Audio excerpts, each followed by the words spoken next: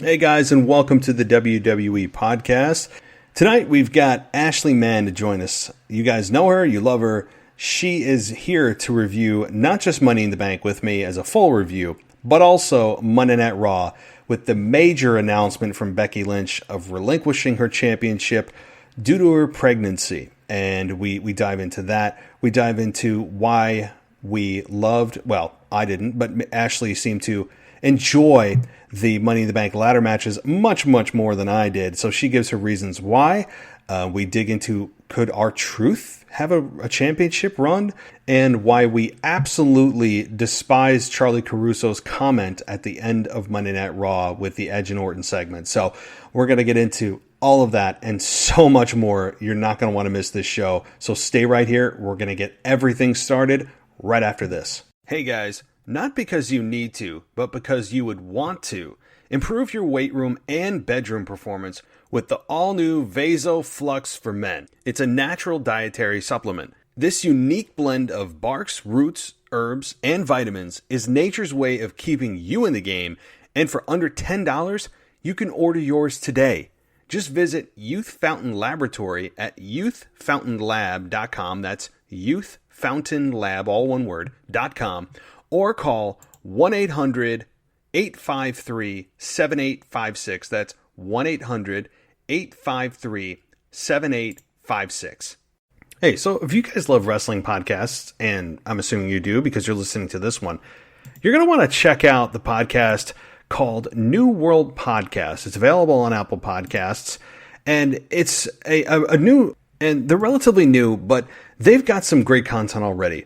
And the chemistry between the co-hosts is bar none. The audio quality, which we all know is super important when it comes to podcasting, is right on key. And you guys are going to want to check this out. Again, it's called the New World Podcast, and it's available on Apple Podcasts. And the link to the podcast is going to be tweeted out on my feed as well as in the description of this show. So you're going to want to check it out. And they recently just did a review of Money in the Bank. So you're going to want to hear their take on that. It's really well done, entertaining. And again, the chemistry is great in the audio quality. I can't say enough about this show. So go check it out. It's the New World Podcast on Apple Podcasts today. Welcome to the WWE Podcast.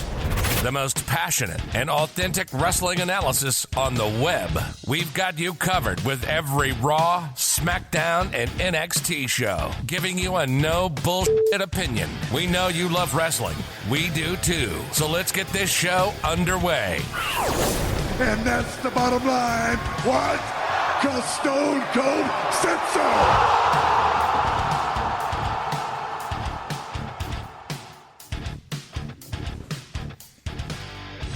All right, everybody, welcome to the WWE Podcast. Thanks so much for joining us. Or me. It's just me right now. But I guess it's you and me, so there isn't us. But this is the WWE Podcast, and I hope you guys are ready for this show because I've got Ashley Mann with me, and we had a very long conversation. About 2 hours long worth of Money in the Bank and Monday Night Raw from last night that we were both of us were very passionate about our positions, and we didn't always agree on what we believed was the best right now, but we certainly had some common ground, and boy did we take it to town, especially towards the end of the show when we talked about Charlie Caruso's comment about Randy Orton and Edge being the greatest wrestling match of all time. Or she said, the greatest wrestling match ever. I'm going to be very accurate. So we had some very poignant thoughts about that particular statement made at the end of Raw. And we really dove into the Money in the Bank ladder matches. I know you guys heard my analysis last night, so I tried not to repeat it, but rather add to my analysis, as well as going through every match on Money in the Bank and the segments on Raw. We didn't get to every little segment on Monday Night Raw, right? There's some things that we didn't discuss, backstage promos and everything. It's just impossible to cover everything that happens, but we touch on the majority of large points that happen on Raw, and we give you our analysis. So this is a great show. I always love having Ashley on here. It's I think we gel very well together. I will say that. Otherwise, I wouldn't have her on. And so We're going to get to that in just a minute. But first, I want to invite you guys to follow me on Twitter if you haven't already done that, or you haven't already blocked me for my very strong opinions on the Money in the Bank ladder match. You can be found at the WWE Podcast on Twitter. So the other thing is, I want to get to a question from a longtime listener, and then on the back end, we're going to, of course, get right into Ashley and myself. But I want to invite you guys, if you didn't already know or are thinking about it, to send me your voicemail, because you can do that and I'll get you on the show. That's how I'm doing this right now, is from a listener sending me their voicemail to my email at realwwepodcast@gmail.com. So that's how you can do it. You just take your smartphone, create a voice memo, and then send it. It's pretty simple, right? So, all right, let's get to the question, and then we're going to get to my very lengthy conversation with Ashley. So here we go. Hey, Matt, it's Brad again. I don't really have a question today, just a little bit of a comment. And I just want to say that when I watched the Boneyard match for the first time, didn't really enjoy it that much. I understood why they did it the way they did it, so I get it. Didn't really enjoy it that much, though. Then, when I saw the Firefly Funhouse match, that made me enjoy the Boneyard match that much more. And now, after seeing the Money in the Bank matches, now I enjoy the Firefly Funhouse match that much more, because the Money in the Bank was that much worse than both of them. I just never saw anything. So, even the stories they tried to set up for themselves, they went nowhere with. Like, why is Baron Corbin smashing a mirror and staring at it for 5 minutes? And then that never came back into play. Like, there was no bad luck with that at all.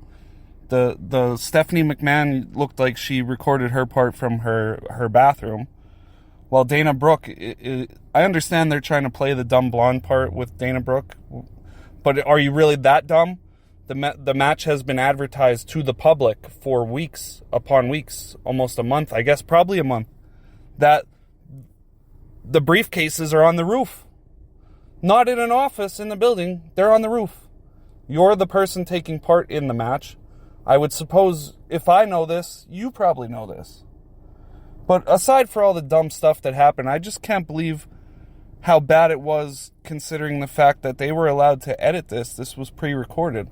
If they did this live and it went off like that, like I saw Nia Jax with a botched move in an edited match. How do you even let that happen?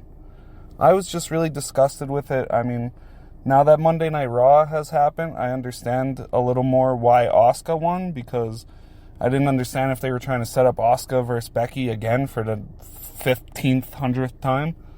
So now that Becky's going away, I get it now, but I still don't understand the Otis winning part. I don't know where they're going with that. They're going to try to set up Otis versus who? Is he going to cash in the Money in the Bank for tag titles? I think that would just be dumb. So I don't know. I'm a little taken back by the Money in the Bank matches. The pay-per-view itself I thought was awesome. The Seth Rollins-McIntyre fight was awesome. There was a lot of good things to take from it, but then they just ended it so poorly. So poorly. Hey, Brad. Yeah, it's so funny. You echo my sentiments. I mean, exactly. And it's funny that you bring it up about you hated the Boneyard match, then you saw the Firefly Funhouse, then you enjoyed the Boneyard match, and then you saw the Money in the Bank ladder match, and then you decided that the Firefly Funhouse wasn't so bad. That's exactly how I felt. And it's funny you say that, because Ashley and I brought that up, that exact point up in our conversation. So, yeah, a lot of it didn't make sense. I don't want to rehash my comments over and over, but you said it. You really just poignantly said it pretty well, especially about Dana Brooke just being a complete doofus, sitting in a conference room like a child staring at a briefcase that clearly wasn't the real Money in the Bank, and then having Stephanie McMahon literally copy and pasted into that segment was just god-awful. It wasn't entertaining. It wasn't funny. It did nothing other than make me roll my eyes and be embarrassed to be a wrestling fan. I mean, seriously, I'll be a wrestling fan for life. But in that moment, it made me embarrassed.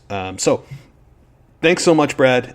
Your comments were well received here, and feel free to send in future audio files, as I encourage everyone to do. So Alrighty, let's move on to my conversation with Ashley, and tomorrow it'll be a From the Vault version of the Wrestling Nostalgia, and then Thursday, Friday, AEW NXT, and then back to your weekend review with a co-host to be named.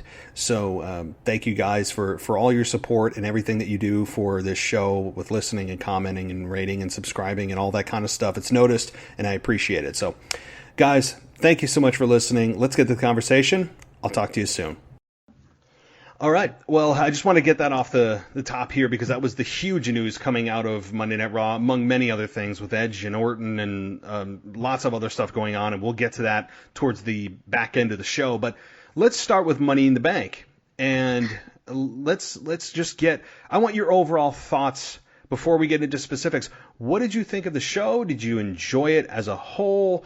Would you be able to put a grade on it, A to F? Yes. So I would say as a whole, for the whole pay-per-view, I would give it probably a C-, which I know you probably just, had a gasp. No, because, and I don't mean to cut you off. I'll ask you a little bit more specifics in a second, but I probably would have given it around the same grade, believe it or not. I would have given it a C, maybe even a C+. However, you have to factor in how much the Money in the Bank ladder matches weighed on my decision. If they were just removed from the pay-per-view, I probably would have given the pay-per-view a B+ or an A-. So given that, I think that pretty much sums up how much I weighed on the terribleness that was, at least in my opinion, of the Money in the Bank ladder matches. So let's start off with some positive things, at least how I viewed some of the Money in the Bank positives that came out of this, and I really thought there were a good amount of them. And let's start with, let's see here, the kickoff. Jeff Hardy and Cesaro. I mean, Cesaro ended up losing. He's just kind of the scapegoat and the guy that they can plug and play anywhere to have a good match with, which is how I think they view Cesaro. And Jeff Hardy's preparing to face Sheamus. So did you enjoy this? Did you see the outcome as predictable with Hardy winning? Yeah, I did. And I agree with you there. I do think Cesaro is kind of morphing into the Dolph Ziggler role, meaning you can just throw him in there with pretty much anyone and you can get a very good match.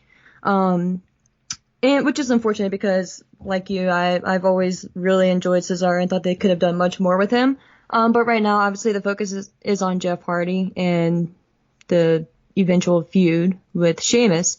But I was actually kind of surprised that they went ahead and even had this match because I believe it was just announced, I think that afternoon on Sunday, that along with the R-Truth match. But I mean, it was fine for what it was, and it was a good way to start off the show.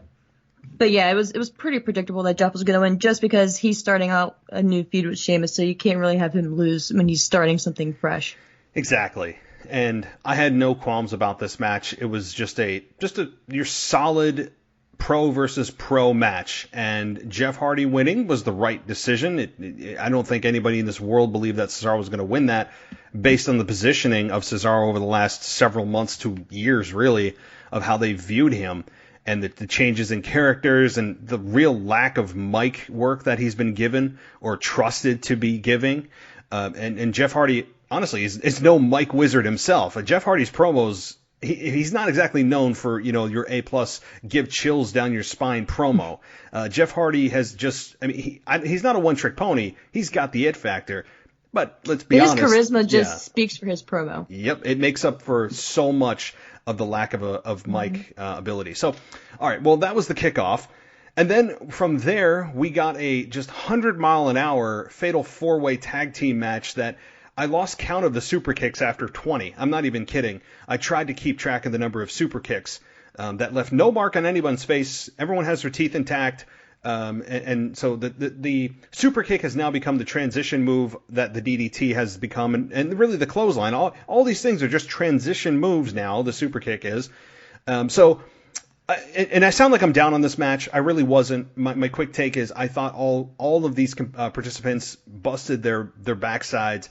I really, I did enjoy this, and I really thought that, I'll be honest, I thought that the Lucha House Party were going to win to shake things up. They've been taken more seriously over the last several weeks, and I thought that was a good thing.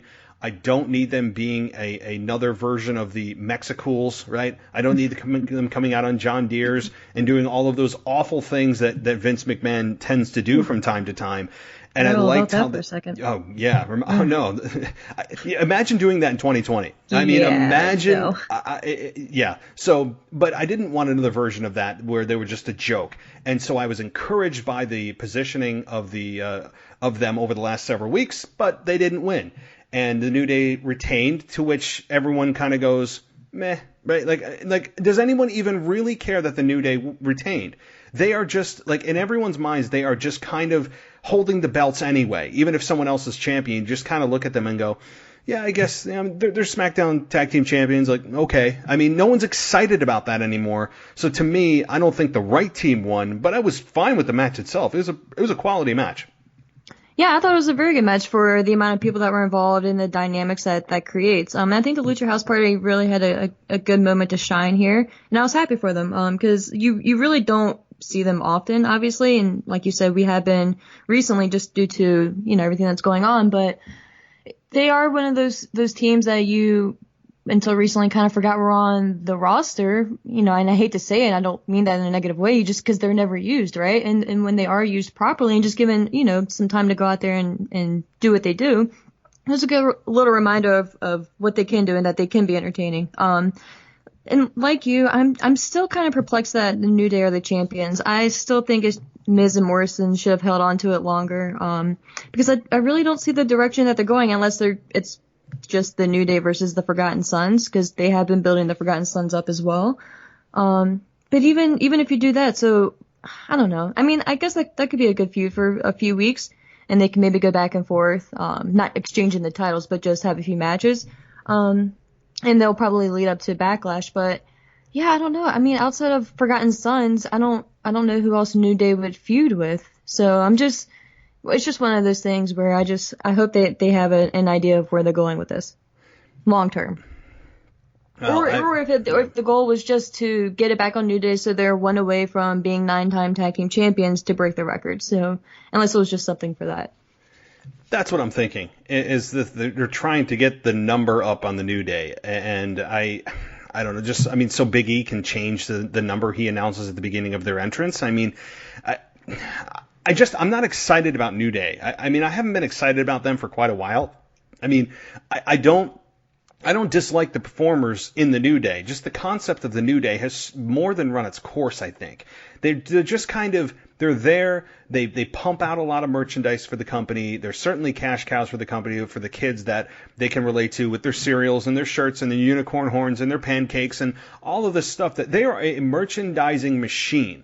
So I understand the reasoning for not breaking this group up because of the fact that it affects your bottom line, given that they sell so much stuff. So I'm on board for that from a business perspective. But if that wasn't a factor, this group would have been broken up probably years ago for me. And that is just how I would have booked it, given this. It's a stale act. It works. It's sometimes entertaining, and you can watch them and they aren't unwatchable to channel changing, but they're just so stale. I don't know. I'm feeling I'm left a little bit unsatisfied by this match as far as the outcome. All guys in this match certainly brought it, and the Lucha House Party certainly made a name for themselves. And I hope at some point they are given not just on-air ring time and being presented seriously, which is part one, but part two, giving them a voice. We haven't heard from them. And if they need an interpreter, get one. I mean, I just need something from them to understand what they're here for, why they want their championship, what their mission statement is, and we just don't hear from them. So that's the other thing too. But I think what you said is true. They are just going to be positioning this as the New Day versus the Forgotten Sons. That just seems to be where they're headed. So, all right, let's continue on here as we go through the pay-per-view schedule here.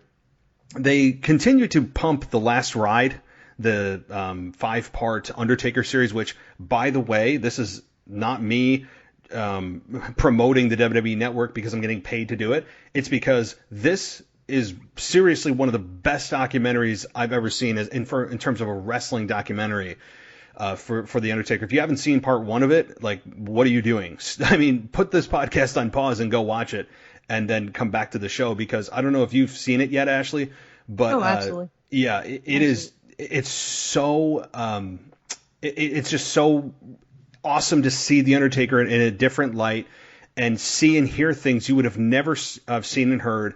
And the fact that he never ever does these types of things, it was like a look behind the curtain in a way that you never thought you'd be able to see with the Undertaker, and his surgeries, and his the pain he goes through, and the self-confidence issues that the Undertaker has.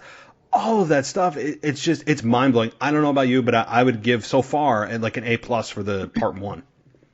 Oh yeah, if you haven't seen part 1, like you said, you definitely need to stop what you're doing and go watch it. This is one of those series that being completely honest, I didn't know how I would feel watching it, because Undertaker has always been my favorite, if not my actual favorite, definitely top 3. So in the idea of seeing him, and this is going to sound really, I guess, cheesy or corny or whatever, but I guess the idea of seeing him as an actual human being and who he is, and obviously I'm not stupid, right? Like, I know Undertaker's a character, but for me, like, it was kind of like a shock to, like, it took me back to the feeling I had as a kid, right? Like, this is this mythical character, like this big just aura, this thing that you look forward to seeing, like WrestleMania, just the presence that is the Undertaker, and then just seeing him as a human being, just like what he was going through that we've never seen ever. I didn't know how I would feel about it, and I'm so happy that I watched part 1. I've actually watched it twice now already, and it's just amazing. I can't wait for part 2 to come out. And it's definitely something that we needed during this quarantine time. I wish you could binge it all at once, right? But I know. When they said 5-part, I'm like, what do you mean 5-part? It means like they're going to do 1 a week. Right. So, yeah. But absolutely. And to see what he put himself through just for that match alone, to think of how long ago that was, like, it's not even like he was just talking about this past WrestleMania. Like, this was a few years ago, and he was dealing with all this back then. And to think that he's gone on, another 3-4 years since then, it's amazing. So please go out and watch it.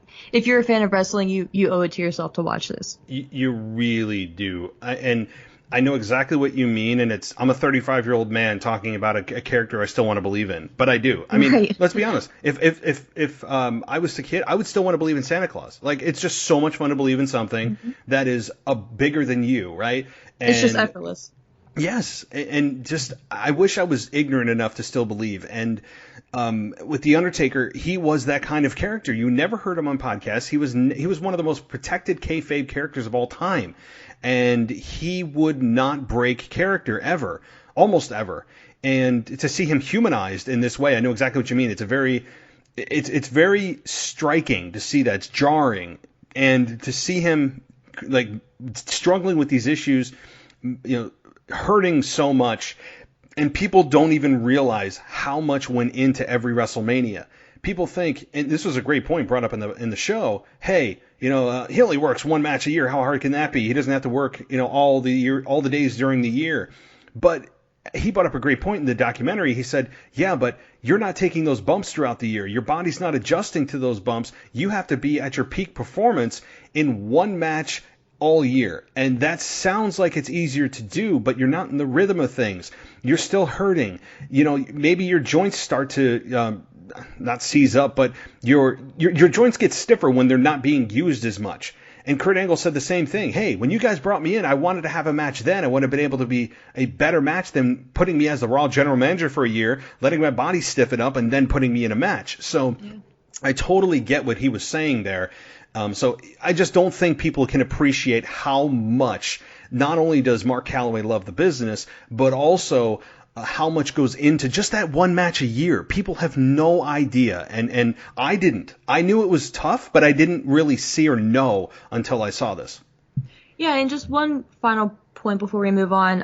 I think I was one of those people who, within the past few years, was maybe questioning on if he should even be continuing to do this. And watching just part 1 alone, like, I kind of felt like an a-hole, because not that I was ever like talking down on him or like diminishing him or questioning his judgment or anything like that, but as a fan, I was just like, man, like, does, with all the factors playing into it, like, is it even worth to come back this year? And just watching that, I kind of felt like an a-hole for even sitting there and thinking that, because who am I to sit here and question what this man should or shouldn't be doing when he literally, as we've seen and will continue to see, has dedicated his entire year to getting surgery, rehabbing, and coming back just so us fans can have that one moment, right? Because I'll just speak for myself, like, I don't remember exactly which, I think it was maybe 2 years ago. I was just thinking, like,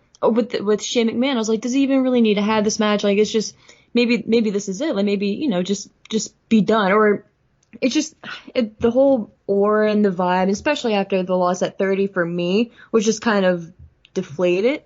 So I was questioning if he should continue to do it. And man, did I just feel like the biggest jerk in the world, because he loves this. And as much as we sit here and question it, we are still that person who is just as happy to see him come WrestleMania. I know. It made me feel like such a tool as well. Yeah. I was just like, oh, that was me saying these things. And like you said, I never trashed him for who he is as a character or what he's done in his career. I think the general thinking was that he's overstayed his welcome among most, I would say most fans that I talked to feel that way. And that was The Undertaker who said that was my biggest fear, is some guy in the audience sitting with his son saying to his son, hey, oh man, you should have seen him back when. That is his biggest fear. Unfortunately, I think for Taker, it's being realized by a part of the audience. And again, maybe those opinions will change after people view this documentary. I think it is it's a perspective changing documentary, not just kind of a recap. Like a lot of WWE programming is like, oh, the best of, top 5, blah, blah, blah. This is like original content to show you a side that you have no idea exists for some people, or don't know the extent to which it exists. So, all right, well, you know what? This documentary, I've only seen 1 out of 5 and we're already diving into it. I think what we should do is wait until the documentary is complete and then just do a recap of it, because we could do many shows on this thing. So let's pause it, because it's so interesting. It's intriguing as hell. So guys, let's put it on pause. We'll table it, and we'll come back to it after the documentary is complete. But go watch it. I mean, like, that's all I have to say. Okay, on to R-Truth versus MVP. So, I mean, it really ended up being R-Truth versus Bobby Lashley, and Bobby Lashley dispatched of him fairly quickly and ends up winning, obviously.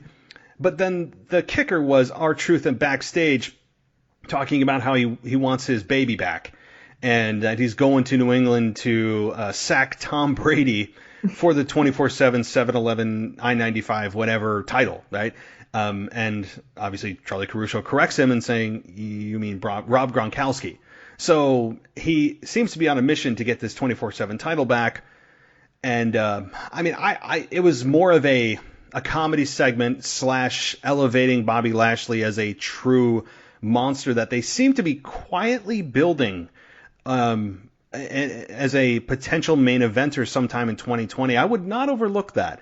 He's distanced himself from Lana, and he's been completely dominant in every match he's been in since then. So I would keep an eye on Bobby Lashley in 2020 for a potential Bobby Lashley versus Drew McIntyre. I mean, I would not put that past it. So what did you think about the whole segment with Truth and Lashley and MVP?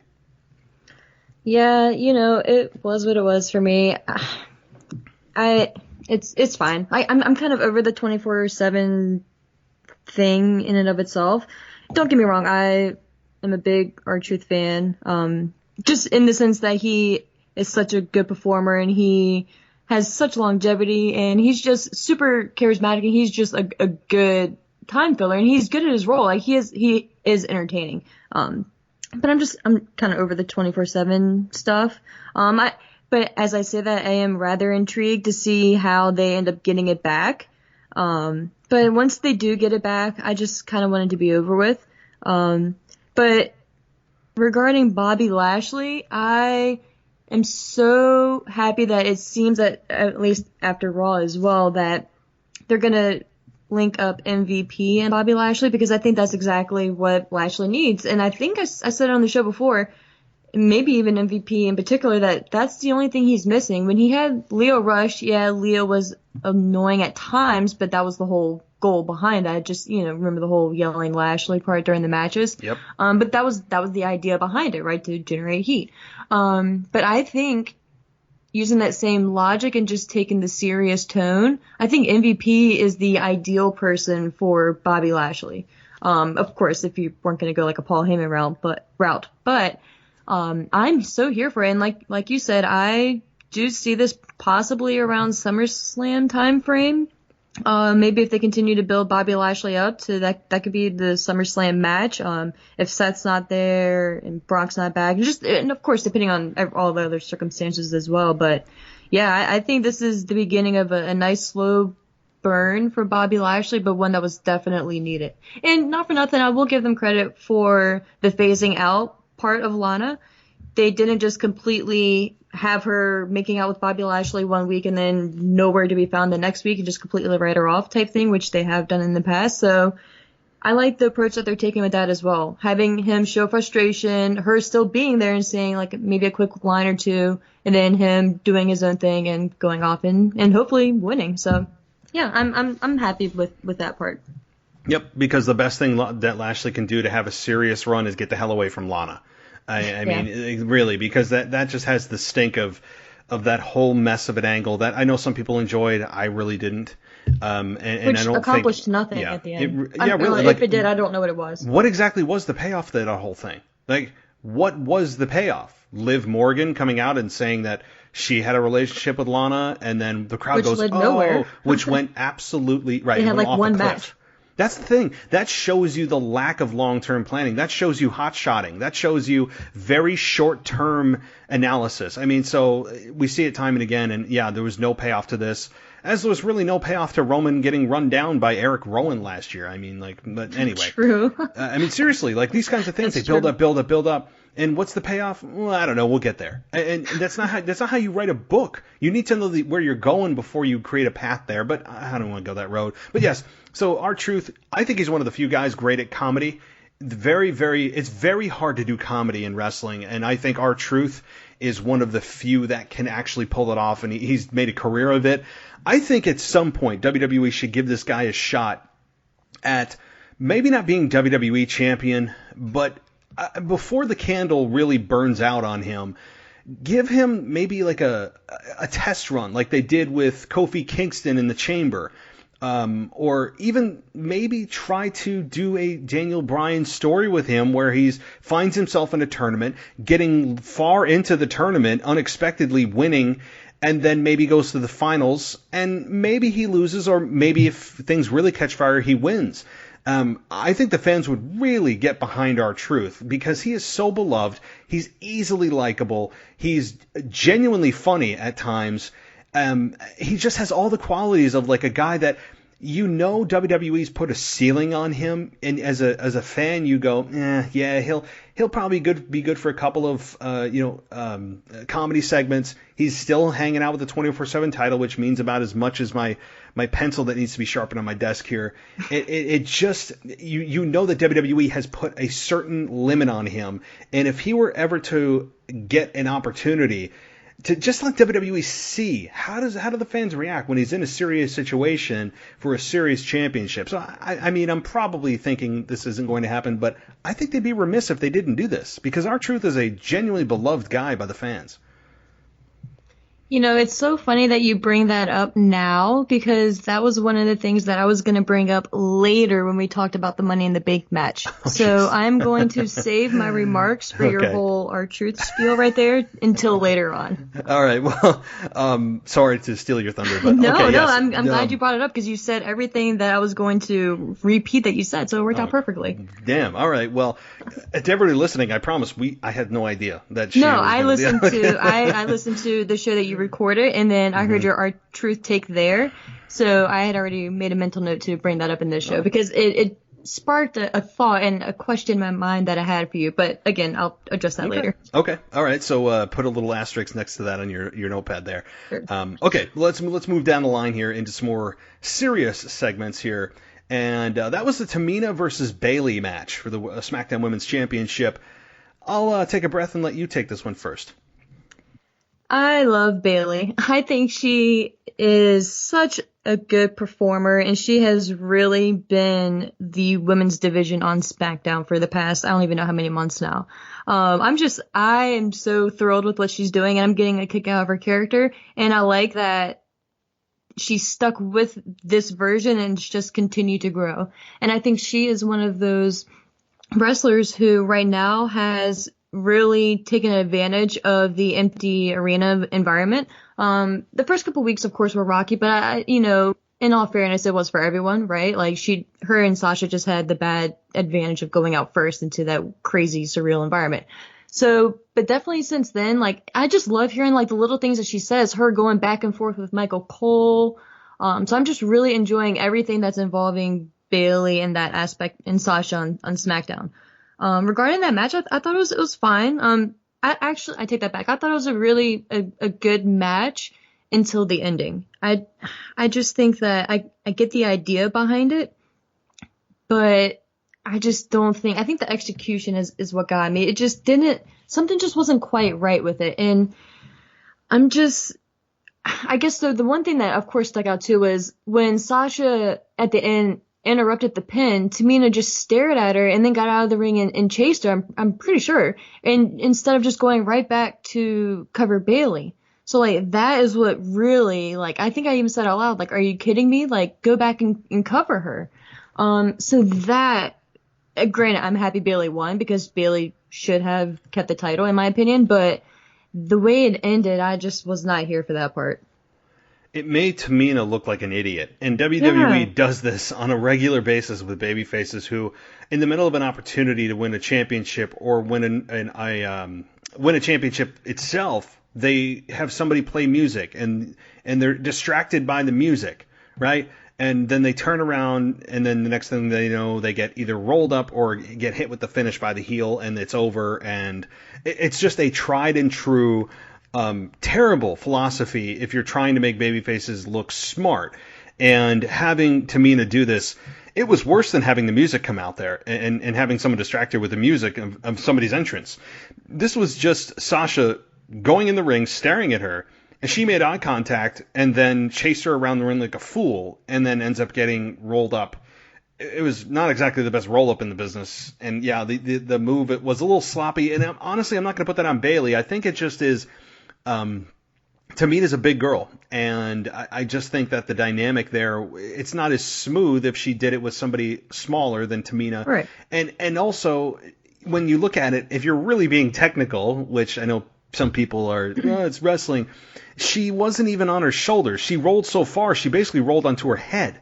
I mean, like, when you look at it, her shoulders weren't even on the mat when the ref was counting the three, but that's neither here nor there. Yeah, the ending was a little bit sloppy and made Tamina look like a fool.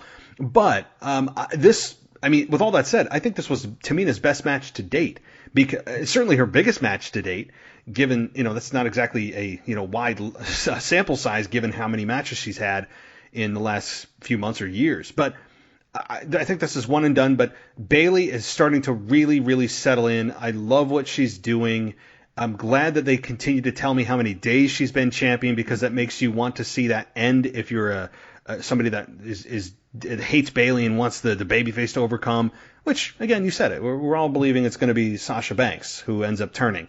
I thought there'd be more dissension among the two. They seemed like a pretty well-oiled machine, Sasha and Bayley, at Money in the Bank.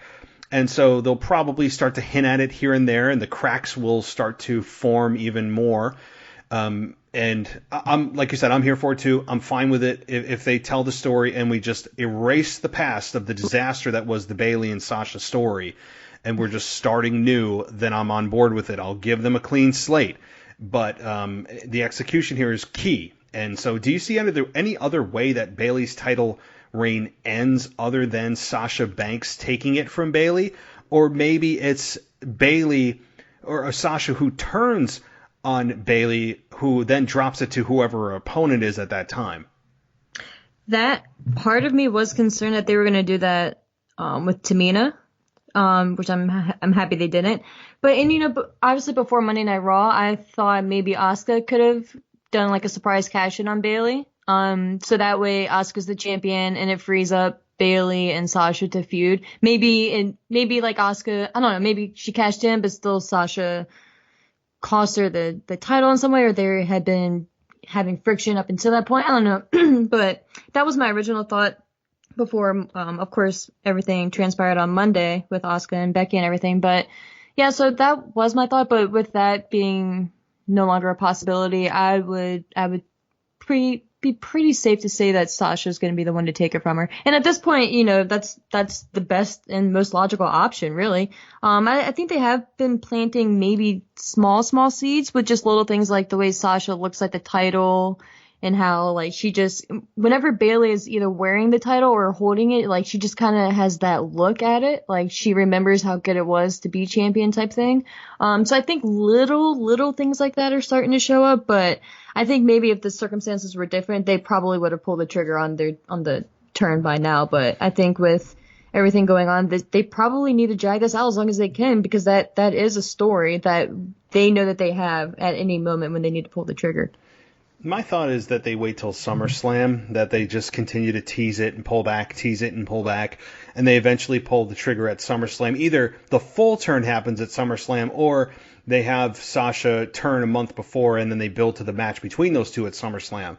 That's my thinking. And the only thing that is a shame about Becky Lynch getting pregnant and having to drop the title is that the Raw or the SmackDown and Raw women's divisions don't have the luxury of that briefcase hanging over them, and the excitement of that Money in the Bank briefcase is gone. I mean, like, so we don't have to, and it's a shame because it's always that wild card hanging out there for however long that is now taken from us, that it's like, oh, okay, well, that's gone, Asuka's just champion. So that I would say that's the only negative out of the whole Becky Lynch scenario. And Asuka becoming champion, we'll get to that too in a couple of minutes, is I like it. But having the lack of a Money in the Bank briefcase on the women's side it's a bit of a downer in my opinion. But I agree. All right, the Universal Championship match, Braun Strowman versus Bray Wyatt. Just Bray Wyatt, not The Fiend. Take it away. Stay right there. The WWE podcast will return after this quick break. Hey guys, not because you need to, but because you would want to, improve your weight room and bedroom performance with the all-new Vaso Flux for Men. It's a natural dietary supplement. This unique blend of barks, roots, herbs, and vitamins is nature's way of keeping you in the game, and for under $10, you can order yours today. Just visit Youth Fountain Laboratory at youthfountainlab.com. That's youthfountainlab, all one word, .com, or call 1-800-853-7856. That's 1-800-853-7856. Welcome back to the WWE podcast. Let's get back to more great wrestling audio.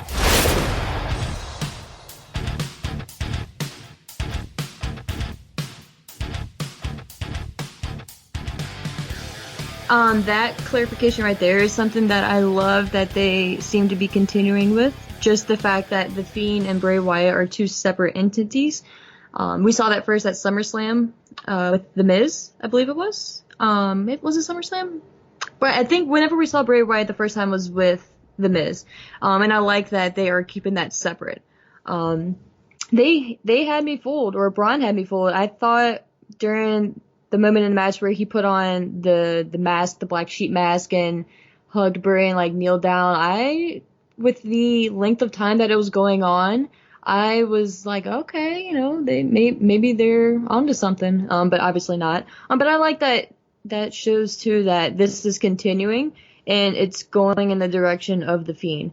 This is a story that going into it, I assumed that they would drag out for multiple reasons, but I'm looking forward to it now, I think, more so than I was going into Money in the Bank, because I feel like since we're going in the darker route with this, leading to The Fiend, I think we'll see a darker version of Bray's storytelling as well. I think now we'll finally start seeing like the meat and potatoes of Braun and the story and how he got into the family and the betrayal and all that. So, or maybe that's just me wishful thinking, but I think now is when the depth of the story will really sink in.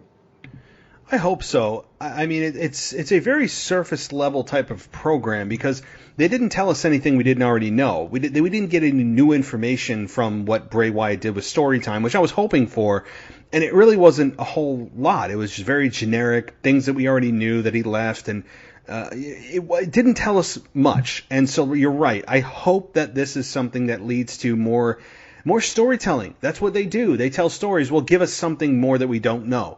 And that's what I'm looking for here. I would hope so. It's just going to be very interesting, though, when they finally get to this, assumingly at Backlash on June 15th, that how does the Fiend and Braun Strowman match up? Because the Fiend really can't afford to lose, but Braun Strowman can't either. And so what do? They seem to be kind of between a rock and a hard place where some people don't want Braun to lose it so quickly, but the Fiend, I mean, he I guess, quote, won at WrestleMania, whatever the hell that thing was, but he hasn't really done much in the ring as a competitor in a while with the Fiend. And so he's in this championship match, assumingly at Backlash. I don't know. I'm a bit conflicted on how they book this thing. It seems every time the Fiend is in a championship match, they book themselves into a corner where he almost has to win. So I don't know. I don't know what they do with the Fiend and Braun Strowman, but to be totally frank with you, I'm looking forward more to the journey than the destination with the story between these two. Absolutely, me too. All right, well, yeah, so the match itself, though, just my last thoughts on it, the match was, it was like, I don't know, it didn't blow me away, nor did I expect it to, but I liked the fact that they did kind of make me believe, and I said before in my preview and prediction show that I would love to see Braun Strowman join Bray Wyatt. Maybe that's the payoff. Maybe Braun Strowman does eventually concede to Bray Wyatt, the Fiend, at Backlash, and we get a Braun-Bray reunion. And now Bray Wyatt has a disciple, to lack of a better term, on Seth's group, some kind of follower that he can guide and use as a heavy to take his bumps and to do the dirty work, as heels often do. So, I don't know, just a thought, but the match was what it was, and we saw the flash of the Fiend at the end, and that's, I think, what we all thought was going to happen. It was fine. I had no issues with it. Okay, moving on to the next match, Seth Rollins and Drew McIntyre. My quick take on this, and I'll pass it to you. I enjoyed this match. I think it was, again, really hurt by a lack of fans. How often have we said that over the last 8 weeks? But I think the fans would have really added a lot to this. They both work as well as I had hoped together. And having Drew beat Seth clean was surprising. That Seth didn't have any backup. I don't know where Murphy was. Maybe somewhere in the ether with his first name. I don't know. And where AOP was, I don't know either. Apparently they are still injured, or one of them is injured. But it was very concerning to me that Seth lost clean. I was expecting some kind of wonky finish. I would have accepted a wonky finish because I think Seth needs some kind of momentum building, and we haven't gotten it in a while. He had a massive loss at Mania. He lost clean here, and yeah, we'll get to Monday Night Raw, but I think the most striking thing about this was not how good the match was, because it was really good. Drew retaining was absolutely the right move, but it was Seth Rollins shaking the hand of Drew McIntyre. As a heel, I'm just not familiar with that. Like, heels dupe baby faces all the time into like, oh, well, good match, and then the heel turns on the face, and the face looks like a jackass. But in this case, it was the babyface who extended the olive branch to the heel, and the heel accepted. There was no any kind of screwiness. It was just a respect thing, and then they walked out. And I'm thinking, did they just try to turn Seth babyface? Like, what just happened here? That never happens. We didn't get a follow-up to it on Monday Night Raw, but anyway, I enjoyed the match. Made sense for the ending for Drew to win, but what about you, Ashley? What did you think? Oh yeah, I loved this match. I thought it was really good. The whole handshake at the end was really different. I really dug it. Once it like actually sunk in with me. Like when Drew walked away and like it was obvious that it was over with, I was like, wow, they actually shook hands, showed mutual respect. I think Drew even said, like, you got my respect, or he said something to that effect. And just seeing Seth just in that gaze, and just like he was even questioning himself, like why he was shaking Drew's hand. But I don't see that as a babyface turn back or anything like that. I think that kind of plays into the new direction that his character is taking, or will be taking. But it was kind of refreshing in a way. Like, we always complain that, oh, everything's so predictable, but it wasn't predictable. Like, or it would have been wrong. Like, I thought Seth was gonna give Drew a low blow, or even Drew would do something, just to, rub it in Seth's face one last time. But I was happy with the way it ended, and I look forward to seeing what they do with Seth going forward and how everything plays out. And I agree with you. I love the new music. I have been dying since he was this Messiah character for them to give him new music, because it did not fit at all. It was like playing like heavy metal, like death metal music at like a church or something. Like, it just did not fit at all. Like, you hear this heavy music, and then this guy walk out with the Messiah logo right behind him. So super happy they changed it. I'm a fan of it. At least I think you were the one who said you liked the music. I hope I got that right. But yeah, you did. Okay, good. But yeah, I'm here for it, and I'm digging what they're doing with Drew, and I'm looking forward to see what they do with Seth. And I feel like I say that every time, but yeah. No. I'm with you. I mean, Seth's music, first of all, yeah, it needed it badly. I'm glad they finally pulled the trigger, and they have like that sunrise or sunset in the background, and he is seriously just transforming into Jesus Christ. I mean, he with the beard and the scraggly hair. I mean, he's a robe away from walking on water. I mean, like, all he needs is just to carry a cross down to the ring. I mean, seriously, I know some people are going. He is. That's exactly what he's modeling himself after. And he knows it, but you can't ever say that on WWE TV. Like, there's certain things you don't talk about on WWE TV. Same rule, like, you don't talk about it at work, right? It's like religion and politics. Those two things that you stay the F away from in both environments, and especially in WWE. So you'll never outright say it, but that's exactly what he's becoming. And it's certainly interesting. He is all in right now with his character. The way that his gaze is, his style of promo, his cadence. He's not just being Seth Rollins of last year. He is truly taking this to heart, and is changing the way that he does everything with this character. And I'm really loving it, despite the fact that he continues to lose. I hope that changes, because I want to see Seth build up heat. I want to hate him more. I want to see somebody take him down. So I think we got a little bit of that retribution on Monday night, and we'll get to that. But this match here, again, it was great, and it was as good as I thought it was going to be. Easily, you can make a case that this was the match of the night. So, oh yeah, definitely. Yep. Alrighty, and oh god, I need like a shot or something here. I'm gonna not talk about this, because you probably have heard it. Many of my other listeners have heard what I thought about this from my show last night, but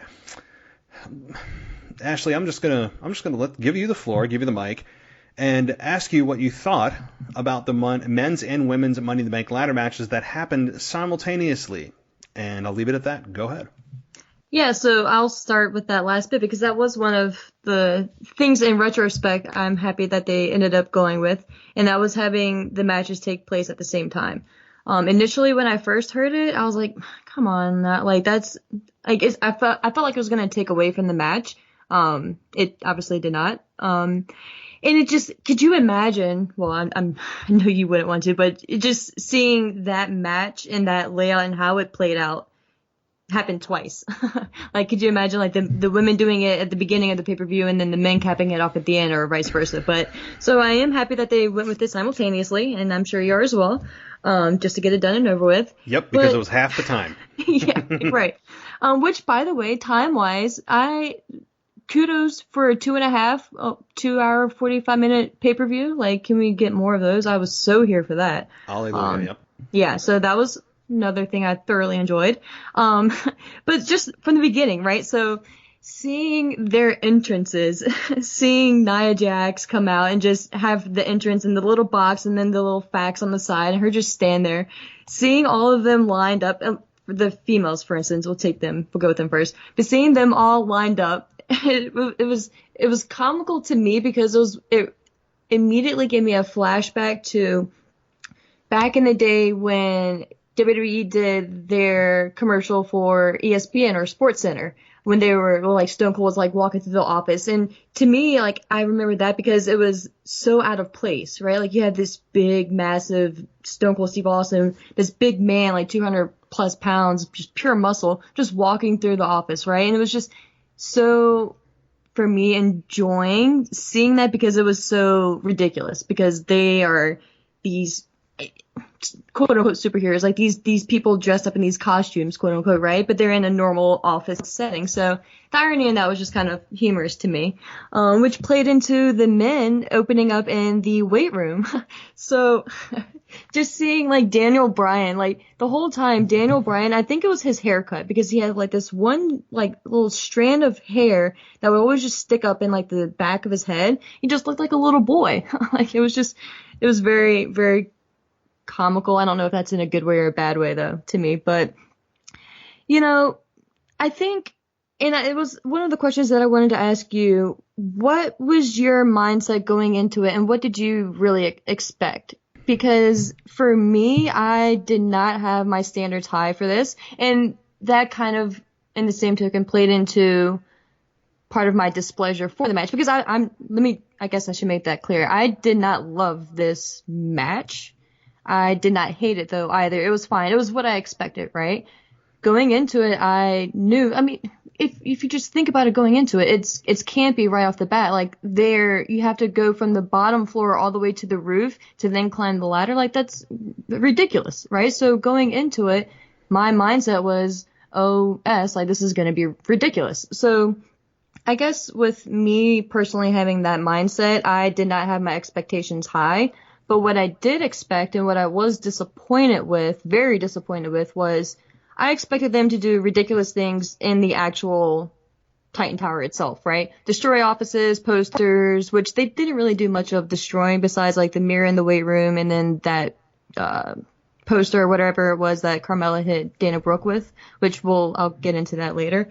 But yeah, but my main concern with the entirety of the match was the way it ended, because I expected the campiness, like I said, going into it or leading up to everyone getting on the roof. But then I expected just an actual match, I guess. Not another 20 plus minutes on the roof, but at least 10, 15 minutes of all of the competitors, maybe staggering in at different times, but the majority of them, at least in respective groups, right? So having the men fight in the ring at one time and then like the ladies still be in the tower, whatever, however you want to break it up. But I expected them to, once they got to the roof, to actually have what resembled an actual Money in the Bank ladder match, I should say. So I think that's where it really killed it for me. And of course, like I haven't gotten to like the little things like the food fight and all that, but that's what really, I guess, I don't want to say left a bad taste in my mouth, because for me personally, it wasn't that strong. But that was just like for me, it was like a WTF moment. Like you're not even going to give us an actual match. Like they did a few things. I think they were maybe on the roof for like maybe 5 minutes or so. But so for me personally, that's what really flattened it out. Like I guess I was okay with handling whatever stupidness or BS that they wanted to do leading up to the roof. But I expected once they got to the roof to actually have a fight. And when they didn't, that's when I was like, are you serious? But so I say that, and then I'm happy that Asuka ended up winning, because once I seen the ridiculousness of like the food fight, Stephanie McMahon showing up, Dana Brooke thinking that she's in some random conference room and she pulled down this clear briefcase that clearly had cash in it, thinking that she won the contract, which let me just go into that a little rant right now, because that surprisingly was probably the thing that stuck out to me the most. It was just, that was stupid, right? So, and I'm normally I try not to be as passionate in a negative way, but that was just, I think, stupid. So she grabs the briefcase that's clearly see-through, and you see there's dollar bills in there. It's not a contract. And she grabs it and holds it for what felt like forever. And she's just staring at it. So at first when I see her grabbing it, I'm like, okay, cool, she's smart. If I was in there, I just beat up everyone I see that there's cash. I'm going to grab the cash and take it with me to the roof, right? If I can get a payday and a contract, hell yeah. She grabs it and just sits on the table. That's the part that made me go, are you effing serious? Like, what?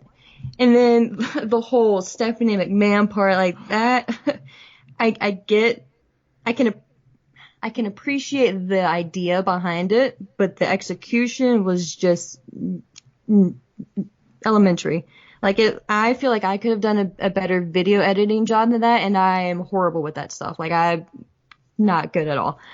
But so to see that and to see Dana still sitting on the table holding it, and then to get hit in the head with the poster, that part was just like, yeah, that part killed it for me. So I think how frustrated the food fight part got to you, that part for whatever reason just got to me. And I think it was actually, thinking about it, I think it was the amount of time that she sat there staring at it and patting it and hugging it. Like she actually won the contract. When you see it's money, girl, like I just wanted to like yell at her, it's money. Like, I don't know. And then the whole Nia Jax laying on the floor slobbering thing, like I was actually surprised she made that comment, you know, like I thought it was comical, but I was like, wow, okay.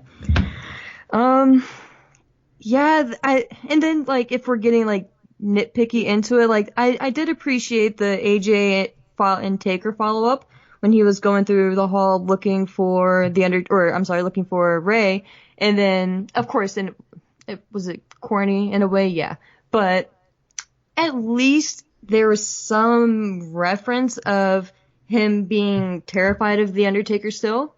So if they're going to progress from that later on, or if they just never visit again, at least that last idea that we have of anything regarding Undertaker and AJ, at least that we visually saw that AJ was still terrified. So that's the positive that I took out of that. Do you want to talk about the food fight right now and Otis and all that, or do you want to? Are you sure? Well, so because that's what I have left going on, or I guess let me mention the Vince part really quick. I don't remember your take on or what you thought of the whole Vince, AJ, and Bryan thing, but really quick, my take on it. So first of all, once they got through the door, it was obvious what office they were in, right? But I thought it was so odd that Vince sat there for what I would say at least 30, 45 seconds, not turn around. Like at first I thought, is that even like an actual person? Is that like a mannequin? Is he okay? Like what is going on? And then he finally turns around and just yells, "Get out."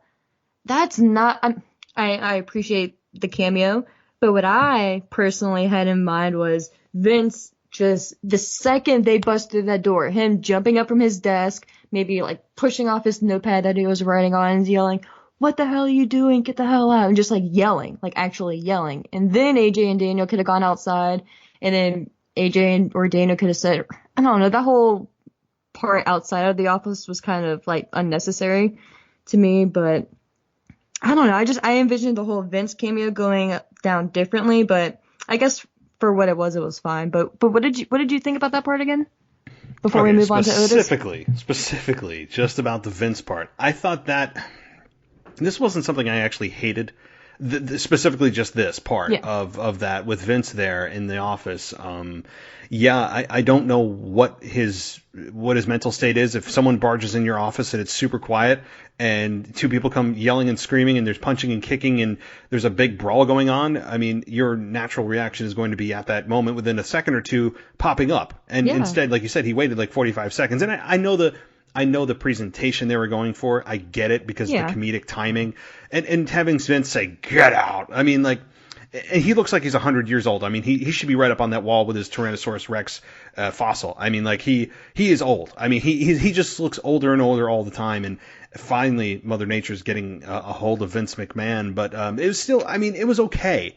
I shouldn't say I liked it. It was okay. I just didn't like the fact that you had Daniel Bryan and AJ Styles, arguably the two best workers in the entire company, fighting with each other, and then go back out and then worry about if they look like a wuss in front of Vince McMahon and who should push the chairs in, and they suddenly stop fighting and worry about like the tit for tat stuff. And when you're fighting for an opportunity for the contract that you could get a world championship opportunity with. So, all right, I'll stop there. Go ahead. Yeah. And I guess they were probably playing up on like, oh, everyone's terrified of Vince and you don't want to piss him off or whatever. And I guess that's probably what they were going for, which is, like you said, it's fine. It is what it is. But so the whole food fight angle, right? I didn't have as big of a problem with it as you did. So all right, let me take a step back. The way they all or both entered the room as a group was kind of odd. But to me, it made sense, right? So especially with social distancing now, like you would expect that, and having knowledge, like your average, or maybe not your average fan, but your smart fan knows that Paul Heyman is an executive, right? So it's natural that he would be at the office. So again, could they have probably had that in like a cafeteria or maybe even in the same room and just not have one long table with countless different items of food and just one Paul Heyman there? Yeah, presentation wise, they probably could have set it up differently. But to me, it made sense. Like he was probably working there. He maybe on his lunch break went in there, and I understand being far-fetched, but just trying to give them benefit of the doubt, right? So it would make sense that he's eating. Maybe they had ordered all that food and he just decided to be that person and sit there and eat over top of everyone else's food. But like with WWE, like the second I saw food and Paul there, I'm like, okay, we're gonna have a food fight, because it's like every Thanksgiving or every time they can, like if there's a wedding or something involving food, someone's gonna get hit in the face with it and there's gonna be a food fight. So at that point, I'm just like, I couldn't get mad at it because I've seen it so many times before, and I would have actually been surprised if they didn't do it. So I guess that's why I wasn't as upset with it as you were. Now, I don't know how I feel about Shayna choking out Ray and then Nia. I think it was Nia and Otis like squashing him, just because Ray's a legend and I hate to see him always being that guy because of his size.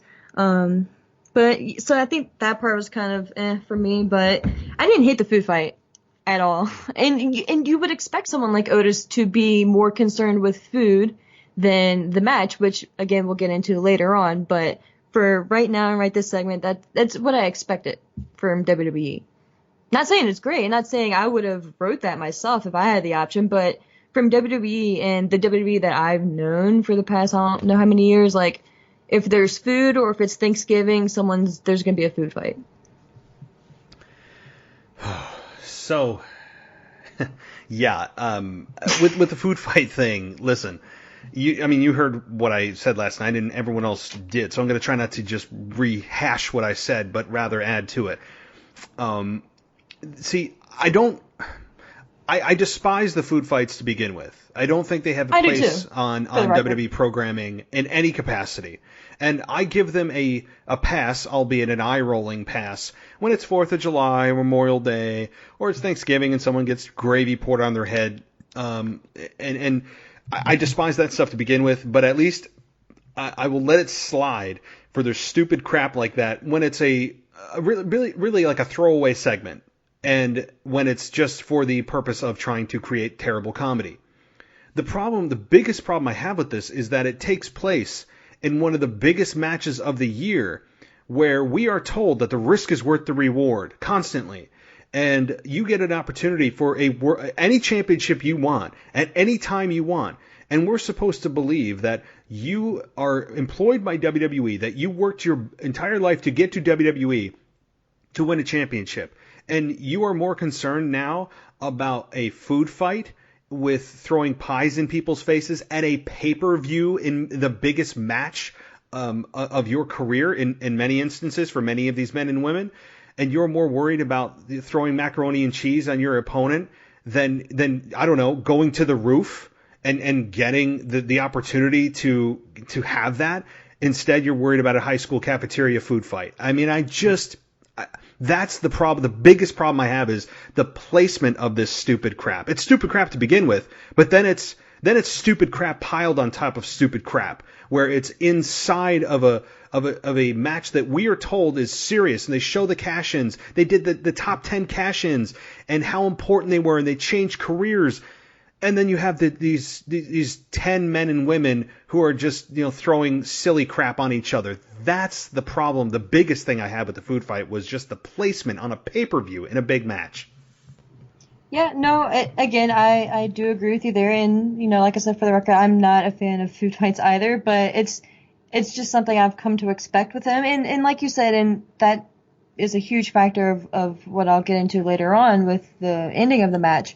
That I understand why you would be mad, right? Because this match is pretty much you punch your ticket straight to a championship match.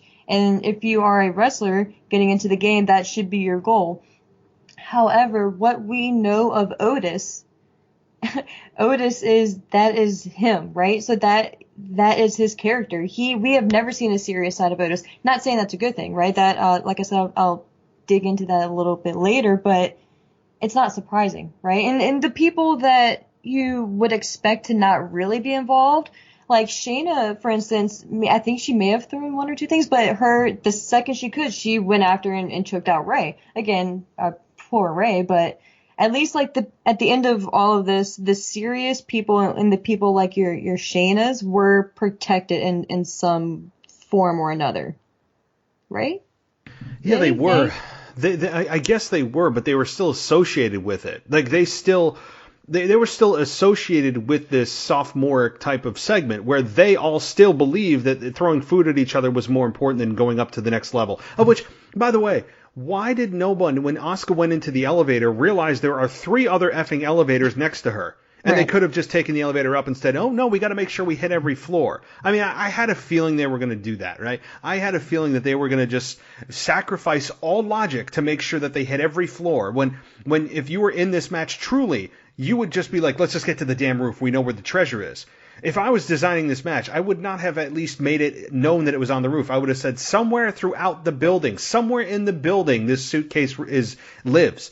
And that's what you have to tear up the building and to find it. I mean, that would have been more entertaining to me than having it on the roof. You know where it is. Everyone in the match knows where it is, and yet they're still deciding to go upstairs, not take elevators, go floor by floor, and then it just made no sense. And then have food fights as a priority over going to get your biggest opportunity of your entire career, having Otis go to a cafeteria to order food, and then throwing another pie into John Laurinaitis' face, and then having roast beef hang out of his mouth again. I mean, it's just okay. No, I do agree with you there. I do agree with you there. And I think that speaks to a larger problem that WWE has in the sense that they are not good with details and explaining boundaries and rules, right? So with that mindset, with us already knowing that the ultimate goal is to get to the roof to then get to the ladder or to get to the briefcase, they should have made stipulations or certain things that you had to do. Like you couldn't just go from the first floor to the 10th floor. Like you had to do a certain thing per each floor, or like there were certain obstacles that you had to go through to get there to force you to go through each floor. Cause then, like you said, right, why wouldn't you just go from 1 to 10, or 1 to 7, however many floors there are? So yeah, but in that sense, I do agree that they should have more structure to it. But in that sense, that's one of WWE's main problems is the structure or the lack thereof. Yeah. I mean, it's just, this was designed with a child's view in mind. I really think that this was what it was. Or just, those tool bag writers who are writing for Vince McMahon's sense of humor rather than what they know is probably the right thing to do. And unfortunately, the Firefly Funhouse, with the reception, the majority, again, I know I live in the minority, and that's cool, of the majority of the people loved the Firefly Funhouse and thought it was brilliant and genius, and oh my god, look at all the cool editing things we can do. Let's do that for every pay-per-view now. And so this gave them basically a free hall pass to now go and do all this stupid crap for every pay-per-view. And I know people are saying, oh, well, why would you want to see the same thing? This is them entertaining us. No, wrestling's worked just fine over the last 30 years of doing an in-ring presentation of two guys or two girls telling a story. I don't need these take you out of the moment segments. I mean, I'm telling you, and I'm going to steal this line from Jim Cornette, who said this. Like, I think the pandemic isn't going to kill 50 million people. I think the pandemic is going to kill wrestling, because this is giving the WWE a free rein to do whatever they want. They're loving the fact that they can now try to redefine who they are, because they're unfortunately getting a positive reaction for this type of silly stuff, and are able to just use this as an excuse to produce wrestling the way that they envision it should be. Basically a completely disassociated, uninvested, silly cartoon, terrible comedy, non-entertaining type of Vince McMahon knee-slapping reality crapshoot of a wrestling mockery that is what this whole pandemic has allowed WWE to do with the Firefly Funhouse, to some extent with the Boneyard match, and now unfortunately with the ladder matches. But okay, see, I need to stop there.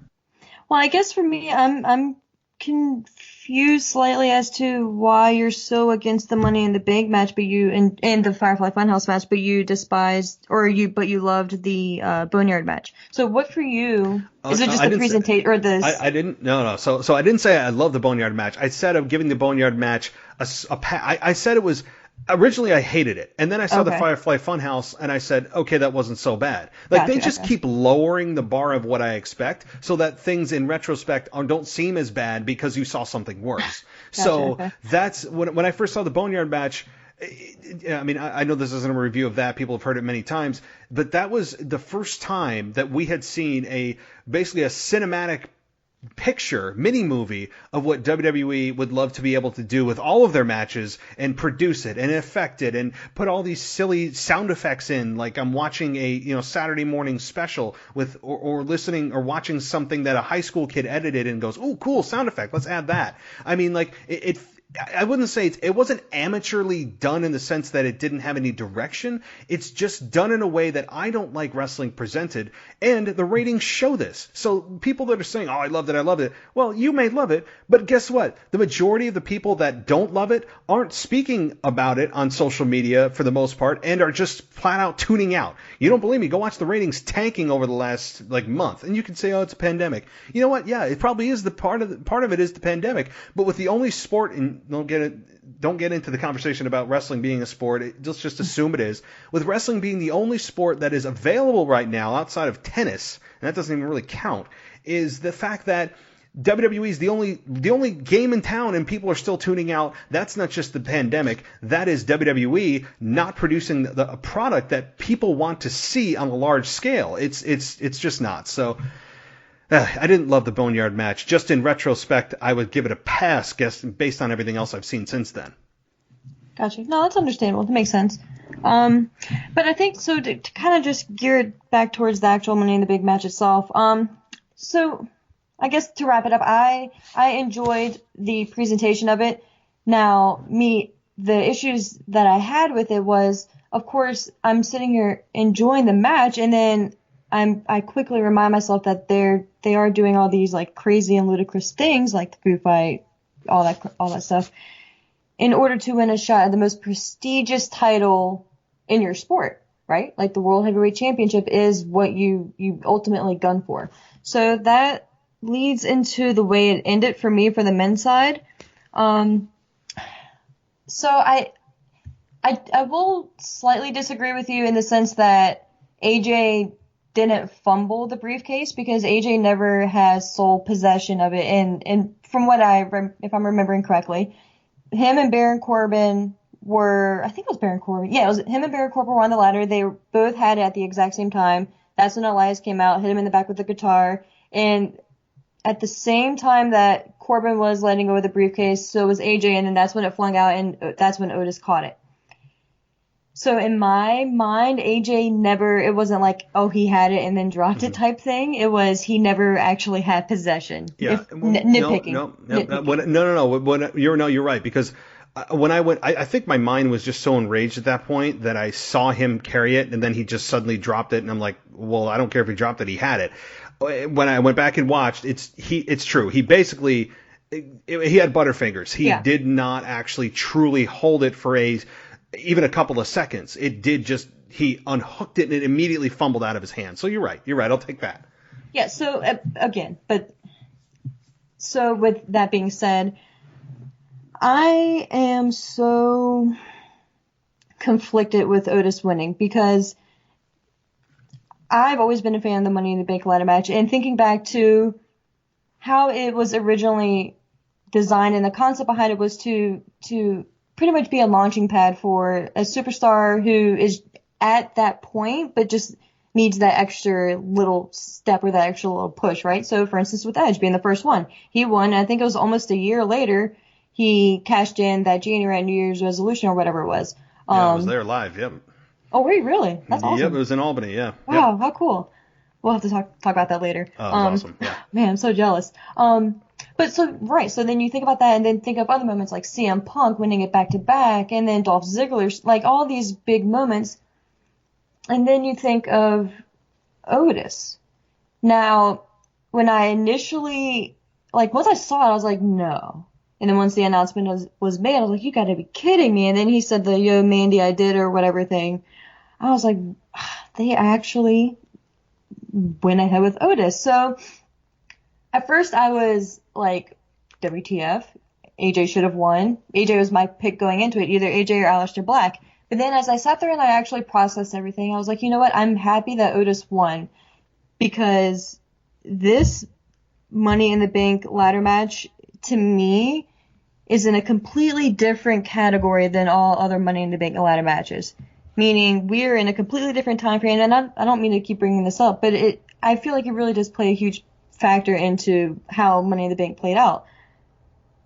Otis is entertaining, whether you think he's entertaining or whether you laugh at him or you think he's just like channel changer material, whatever. Whether you enjoy him or not, he's that comedic relief that they're looking for, similar with R-Truth, which is what I was going to reference in a minute. Otis is just that guy, which in the same token as I'm saying that, I'm like, why would they go with a comedic act for this prestigious and serious win here, right? For this serious match. But if you think about it, this match wasn't serious at all. This wasn't a typical Money in the Bank ladder match, which I guess leaves me conflicted as to this wasn't the serious match that we have come to expect, then why should the contract even be up for play? It should have been for maybe something else, maybe the 24/7 title for that matter, or something maybe not as serious as a contract. But you know, at the end of the day, when I think of everything at this moment, for this situation, for that match, Otis, as much as I don't know if pains me to say is the right word, but he's probably the best choice to have that contract right now. He'll be entertaining, but as I say that, I hope this week on Friday that this is the beginning for a serious side for him. I hope that we see him actually cut a promo and speak, right? He could still have his tone and everything and do some of his mannerisms, but be serious. Be like, I'm happy I won, went into it, not taking it seriously, but I ended up winning, and now this is changing my mindset going forward. And he's like, we just start to see this different side of Otis. So that's the direction that I hope they take. And like I said, going into it, Otis was not my choice at all. But seeing how the match ended up playing out and how it did, in the sense that it wasn't really a match, or how I envisioned it, at least once they got to the roof, I'm okay with this. Now, and again, they have so many possibilities too, because he didn't win the title, right? Like, he just won the briefcase. So he could be one of those people who goes to cash in, and like Baron Corbin and like John Cena, he doesn't successfully cash in. Or he could successfully cash in, and it could be another Dolph Ziggler moment or another CM Punk moment, and really be the start of something good for him. So I'm not quick to be down on it. I do agree with you that it was not great, for lack of better words.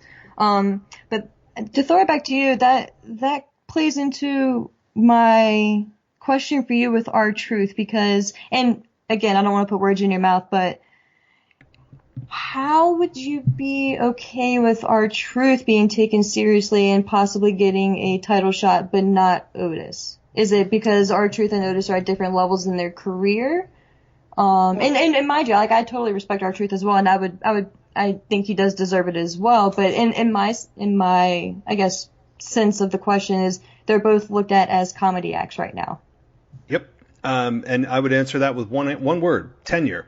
And Okay. with R-Truth being there so damn long, and the fans have just seen him as a lovable guy that, I mean, for all the reasons I mentioned 15, 20 minutes ago of why the fans would get behind him, Otis has that, but it's kind of superficial right now. Like, the fans, they don't have a documentary to go back on like they do with R-Truth on the WWE Network to really get to know who he is and his story. Otis is the kind of the fun, lovable, jolly, big belly, loves food and says, "Oh yeah," and does the caterpillar and gets the cute girl and all that kind of stuff. But we don't know much about him, so I think This could be that opportunity for it, you know. This could be the start of that journey. And I guess I'm taking a wait and see approach with Otis with this briefcase. You know, it's really WWE lucking out by doing this, not having a fan base to play off of, because there's really no consequences from a live perspective of the fans reacting a way that you don't want them to, and that's not designed to be. But I'd be very interested to hear the reaction if it was a live audience to Otis winning the Money in the Bank ladder match. Had all other things been equal, I would have loved to have heard the reaction if fans would have been like, this is way too much too soon, or if the fans would have been on that ride. I don't know the answer, because we'll never know, but that's the reason that I would say yes to R-Truth and no to Otis at this point. Again, I'm not on a crap on Otis train. I think he's got a very likable personality. He's certainly got a lot of bright days ahead of him, but this is a real quick shot to the top. And again, he hasn't won the championship, but this gives him an 80-some% chance, as the announcers like to give us the percentages. Only 3 people have not been successful. And so, for all intents and purposes, he could be the next WWE or your Universal Champion. And boy, that is a lot to put on a guy that just got here when you look at the whole of the tenure, especially compared to R-Truth. This guy, you might be doing too much too soon. I think that him and Tucker never really fleshed out what their tag team could be. And maybe they'll still go after the tag team championships, but that briefcase is always going to be there, which always defines Otis as the star of the team, which doesn't, I think it's unfair to Tucker to not give him the opportunity to. Well, that's the story right there. Yeah. You know? So that's my answer. Yeah. Well, and like you said, that I think that could be the story that they go with, because. And remember, Otis can hold on to this for a year, and so much, as we can see, and as we have seen, can change within a year. So he could hold on to it, and then we can see kind of like a Sasha Bailey thing. We could see where Tucker starts to, whether it's either as blatant or maybe whatever, but he could start being jealous, and maybe this spotlight can go to Otis's head type thing, and Otis does cash in one night, and Tucker comes out, but Otis does it the respectful way, and he's like, "Hey Drew, I want to challenge you this day for, the title." And obviously Tucker would know that, so Tucker could come out and call us Otis, and it's a whole feud. I don't see Otis successfully cashing in. Even if they do a year to the day, I don't think he's at that point yet. Again, a lot could change in the year, like I just said, but I don't see him successfully cashing in, I guess. And I think for me too, that's kind of why I'm okay with the totality of the match, because I see it as something that they just needed to do for us, well, what they thought we needed during this time. Mm-hmm. Yeah, no, that could very well be it. And if that's it, I mean, I'm on board for that. I'm fine with it. As long as he is unsuccessful cashing in. Could he be WWE champion or Universal champion someday? Absolutely. Absolutely. It's too quick if they were truly thinking that he's going to cash in successfully. I think, and this is how I'd book it now that he's got the belt or the briefcase, is try to cash in. It looks like he's going to win, and then maybe Dolph Ziggler or someone that he is in a program with, like, completely screws up his opportunity, and he goes into a program with that person who screwed him out of the opportunity of winning the championship. That's how I would book this. To have him use this as a vehicle to get to the championship, no. We all know this match is designed for heels to win, and it is for a reason, because you want somebody at their weakest moment cashing in. And to have Otis get an opportunity anytime he wants, And then to have him win that way, I think would cause a lot of resentment in fans' eyes if you're a babyface. So, yeah. Yeah, no, I mean, I agree with you in that aspect as well. All right. Well, so much more I could say about it, but I'm not going to. Yeah. And I'll just get to Monday Night Raw because this was a very noteworthy Raw. This was not your run-of-the-mill Monday Night Raw by any means. And, yeah, we've already covered Becky Lynch and her pregnancy announcement.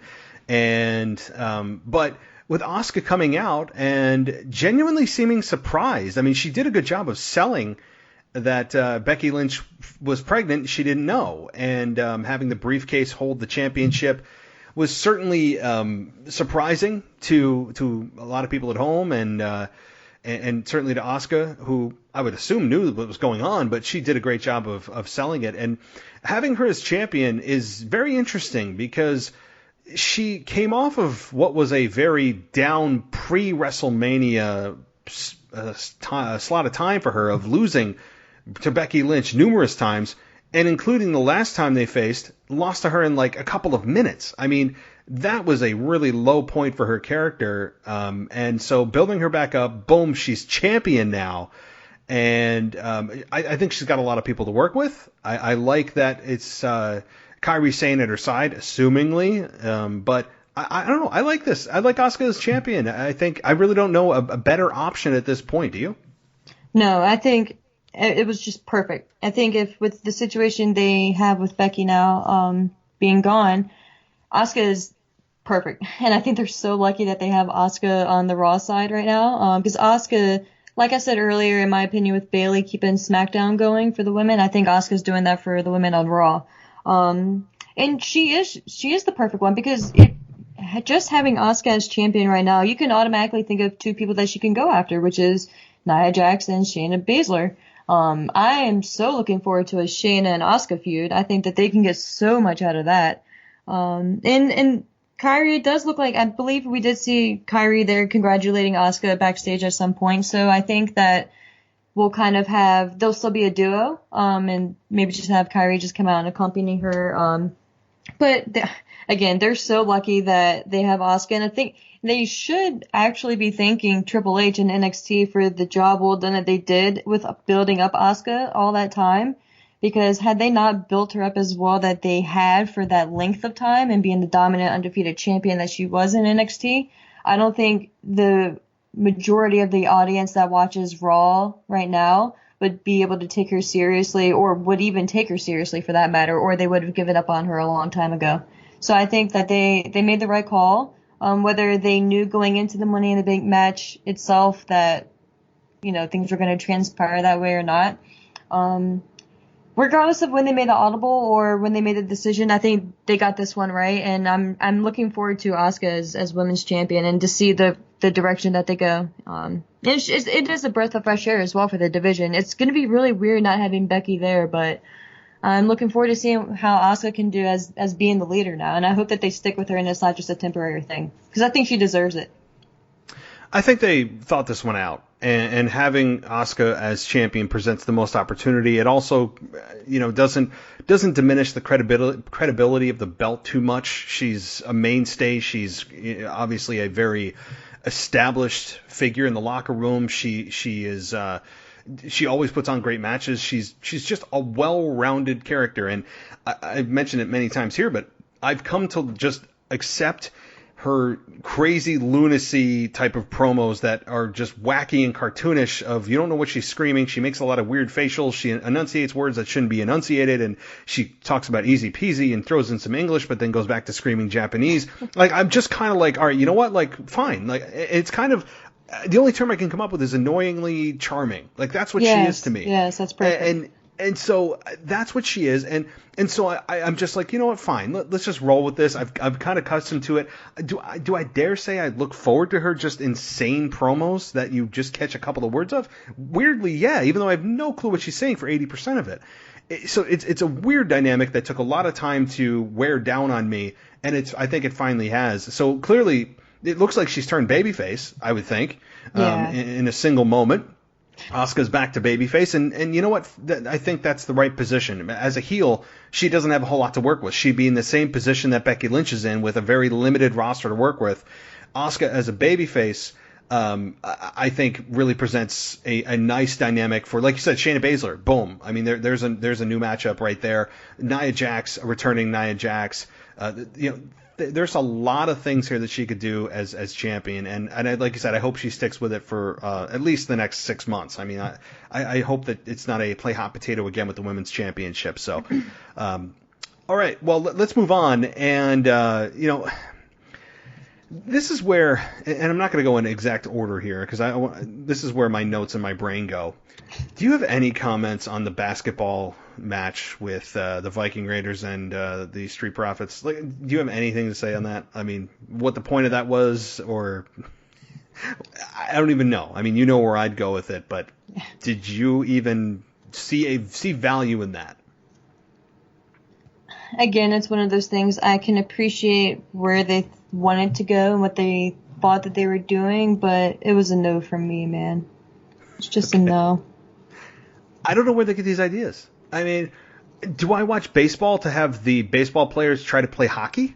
I mean, really, do I turn into the MLB Network whenever the hell that comes back, and do I go, oh man, I'd love to see, like Alex Rodriguez and Derek Jeter. I'd really love to see, I know they're both retired, but I'd really love to see them like try to play hockey today instead of watching baseball. I mean, no. The answer is no. I don't know what this accomplished. I mean, I have no clue. It was just another one of Vince McMahon's like probably random decisions that or dream that he had, or some kind of like epiphany of how funny it would be to see this. I don't know. Or just Montez and Dawkins were like, hey, we're going to go play basketball, and Vince overheard and was like, hey, Vikings, go play basketball with them, and they decided to film it. Yeah, how funny would that be, pal? Yeah, there you go. Oh, God. I mean, it was but it was type things, Yep, I was surprised with how long it did last, though, but yeah. Yeah, there was actually a commercial break in the middle of it. Yeah. I'm like, are they thinking people are hanging on to the edge of their seat? Like, oh, I wonder if the Viking Raiders are going to be able to make a comeback here. I mean, unbelievable. Okay. So then we had Seth Rollins, and we talked a bit about him throughout the review here of Money in the Bank, but now we get to Monday Night Raw, and he was congratulated by Rey Mysterio on becoming a father. He just looked disgruntled. He looked distraught. He didn't respond to Mysterio. And then he gets put in a tag team match with Buddy Murphy. And he just, I was so intrigued by this because we've never seen Seth Rollins like this. The way he looked was just picture perfect, coming down to the ring with his new music, just in a trance. It's like lights are on, but nobody's home, walking like a zombie with Buddy Murphy down to the ring. He's just staring at nothing. And him and Buddy Murphy end up getting disqualified.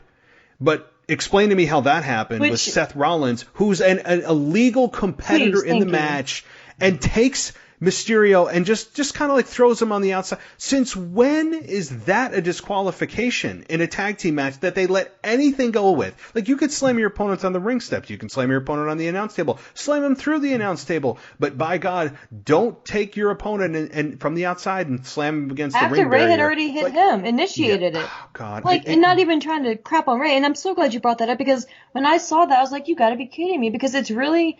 For me, not to go on a rant here, but it's a side problem that I think WWE and AEW are having issues with, and it's just the involvement of the referees and just the asinine calls that they make. And it's like, and I know, granted, they're being instructed on what to do, and it's obviously not them, but it's like, come on, like, when I saw that was a DQ, you got to be kidding me. What did he do wrong? He's in the match. Like, he's one of the actual legal opponents. Like, he wasn't like tagged in legally right there, but he's a part of the match, dude. It's not like he's a manager.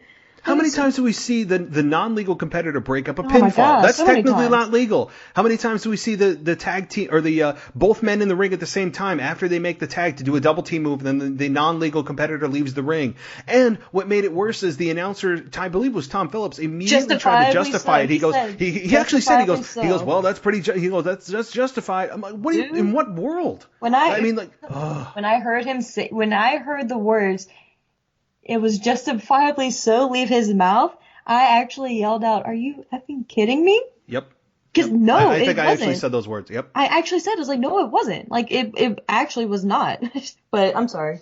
I'm No, sorry. no. I So just that I was can let things go, but not that. you talk about a fly in the ointment of otherwise a great segment. Yes, Which so beyond that, and again, that made absolutely zero sense. And I've seen this before though with it doesn't happen often, but when a referee just for the convenience of the story decide to disqualify somebody for that 99 of 1,000 other matches, this would not be a disqualification. It's just a convenience and laziness of storyline. Like they just couldn't think of anything else to get to Seth disqualified. I mean, maybe kick below the belt. I mean, there's a million other ways to get him disqualified. I spot there to get him disqualified. Yeah. Have Ray hit Seth. Seth falls off. He snaps, drags Ray out of the ring, takes him to the stairs, does the thing with his eye, and then that's what gets him disqualified. Done. Yep. I don't know why they did it beforehand instead. So anyway, we get to that part with the eye, which looked brutal. Yeah. I mean, they did a great job of selling that, yet being safe somehow. And I've never seen that before in all the years I've watched wrestling. I've never seen an eye on the corner of the steel steps. So that would look brutal. I liked that. I like Seth's reaction and Murphy's reaction too, just kind of standing there, maybe kind of like side-eyeing Seth, like, oh my God, bro, like, what did you do? And Seth just kind of in another trance and yet apologizing at the same time and then looking even more in a trance and just like possessed. And then coming back, had the audacity to go back to the trainer's room and say, hey, what happened out there? Like, I'm not sure what happened. And just right now, Seth is is at a crossroads that I like. I think they are taking the right path with him, really changing the character from the old Seth Rollins that didn't work with his babyface to the heel that worked with AOP and Buddy Murphy at the time, and then losing to Kevin Owens and going down this spiral. He's going down a spiral that I love is what's happening with his character. It's turning dark. It's turning kind of just very transient, very otherworldly. The way he looked disheveled. He's just everything about his character right now. Even though he's losing, he's winning. Well, I think that could be part of the story that they may go for, right? In my mind, I loved how he looked on Raw. I loved that disheveled hair everywhere, that stare, just the slow walk. And I don't remember, and this could be bad to actually admit, but I don't remember the last time I was that intrigued during a tag match to just every time, like, they would kind of move over to Seth's direction, I would make it a point to look to see if he's still just standing there and not moving. Like, every chance I got, I'd try to look to see, has he moved? It's like, is he still, like, just standing there? Like, what is he doing? So I hope that they just take this and go full blown with it. I hope every week that he shows up, his hair is even more mattier, and maybe one day or one Raw, like, he ends up accidentally tearing his tights or something, and then the next week he shows us like that. And maybe this new direction could be like the lost Messiah, right? Like, he's trying to find his path. Becky's no longer there, but they don't actually say that, but they just kind of reference like he has things going on in his life now, and just because I was kind of shocked actually that Ray congratulated Seth, because at the beginning of Becky making her announcement and then showing her backstage and however many people just engulfing her with hugs, which, whatever. And then I was like, okay, well, they're probably not going to mention Seth because they dropped that. They dropped recognizing them as a couple on air months ago. And then out of nowhere, Ray is congratulating Seth. And I'm like, okay, so we are going to actually acknowledge this on air. So maybe they can kind of have that play into him losing everything too. And that's why he's snapping, because he's so emotionally deranged right now, because he's a soon-to-be father. Becky's no longer there. He's losing all the time. His disciples aren't there. So that could just be one direction that they take it in, but we'll see. Yeah, just that his mental state is continuing to deteriorate. You don't know, he's very unstable. You don't know where he's at. He'll go into these random trances, and I don't mean like with Festus, right? I mean, like the bell doesn't ring and then he, is out of his trance. I'm talking about like a true, like kind of a true psychological problem that he has, and he's in denial, and he's very. He's not in touch with reality. He's disconnected at times, but then he pops back in. Like, they could do a whole lot with this, and I don't know what their long-term vision is for this, but like you said, this is this is easily the most interesting thing going on, top 3 anyway, of what's going on Monday Night Raw. And yeah, I could not take my eyes off Seth, even though we had Buddy Murphy, Murphy. Just Buddy Murphy just works. I don't know why they took the Buddy out. Yeah, it sounds good. It just Buddy Murphy. It flows. But they had Aleister Black and Murphy in the ring, who have had just A-plus matches in the past, how great they are together, and yet I'm not paying attention to them. I'm watching what Seth's doing. Was he looking in the match? Is he just still standing there? That's a real compliment to how well Seth did and executed his role on Monday Night. It was damn brilliant. So, all right, let's move on because we got some other stuff here with Monday Night Raw. And let's see, Angel Garza versus Akira Tozawa. I mean, Angel Garza wins. Akira Tozawa has just been kind of the laughing stock of Monday Night Raw as of late. I don't even know the last time he's won a match on Monday Night Raw. But it's always good to see Zelina Vega out there, who is, as you all know, is one of my favorites of Monday Night Raw.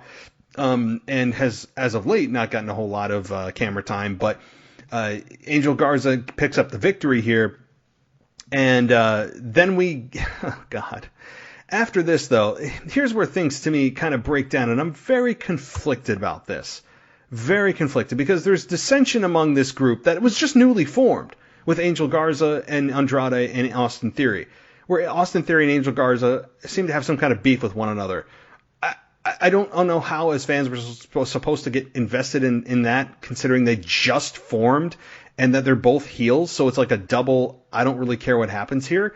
So there's dissension there.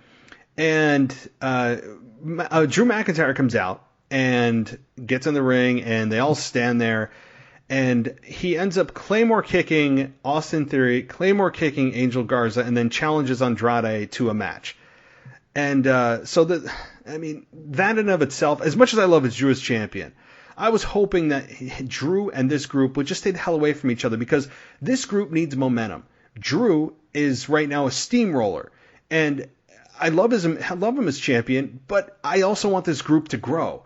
And they can't grow if they constantly meet this roadblock of Drew McIntyre. And Andrade ends up losing clean, and that was that. I mean, they need someone else for Drew to work with, because this is, to me, really hurting this group that has so much potential with Zelina Vega as the spokesperson for this. So I'm just so conflicted. I know what they're doing. I love Drew. You love Drew. But does it really have to be on a group that I also want to see succeed?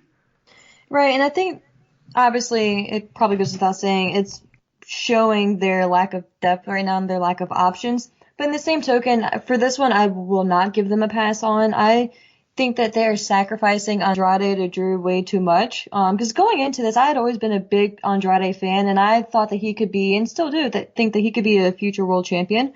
I think he, especially with Zelina, he just looks the part. And with her right there, and again, I love that it's just a strictly business relationship and it will never change. So that's just another added factor to it. And I agree with you. I obviously love Drew, and I really want this group to stick together. And I am slightly concerned that they're showing dissension between them already. But then I'd be slightly, intrigued to see who Zelina would choose. If she would choose maybe two of them, like would she choose like Andrade and Garza and like kick Theory out, or would she choose just Austin Theory because she was standing on his side? So the whole thing is just, it's very premature in my opinion. And I hope it was just one of those things that they just had an off night, and then they're fine next week.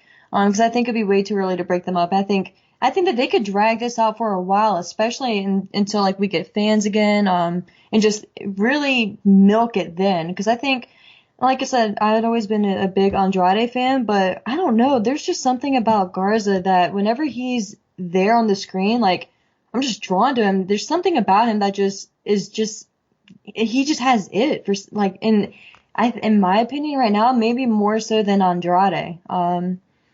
So yeah, I'm very intrigued to see where they go with this, but I agree. They need to do their own thing. Zelina's group needs to do their own thing, and Drew needs to do his own thing and just be far away right now, because both of them need to be built up. None of them need to be crushed right now. No, like Drew obviously can't afford to lose, and sure. but at the same time, I don't want the sacrificial lambs being guys that just got together and also need momentum and have a lot of potential. Angel Garza, yeah, he reminds me so much of Eddie Guerrero. He's got kind of that sly smile, but a much younger version. I see a lot of Guerrero in him. And I don't, maybe I'm alone on that, but no, he's got he that screams just, Eddie to me. Yes, and he's got that just magnetic, like, yeah, he's got this smile. Yeah, and maybe it's the smile, but he's also kind of the guy that WWE knows. They're self-aware that he is a good-looking guy, and he's been flirting with Charlie Caruso, who's like swooning over him every time she interviews him. And so, yeah, he's got the magnetic smile, and maybe the women are attracted to him. But I mean, I'm still attracted to him in a way that's not in that way, but in a way that's like, hey, like I want to. This guy's interesting. Like he's got something. He's got that presence. So anyway, I'm going to move on a little bit as we kind of start to wrap things up here. Big return here, and a return that I have been waiting for many, many months. And it's an underrated return for a group that I think is underrated, a team that's underrated. And that's the Iconics returning, finally returning to Monday Night Raw. And coming out to the Moment of Bliss. And we get eventually the Alexa Bliss, Nikki Cross versus the Iconics tag team match. So I mean, the match itself was fine. Having the Iconics win had to happen. It's just it's basically you're like Popeye on spinach when you return. Like you were going to win your match. And having the Iconics win put them in the title hunt. And that makes sense for the tag team titles for the women's division. Makes total sense. I think them as champions originally was a underutilized run. I think the Iconics could have done so much more if WWE had allowed it at the time. And they just kind of went into Neverland, and we didn't really hear from them as champions.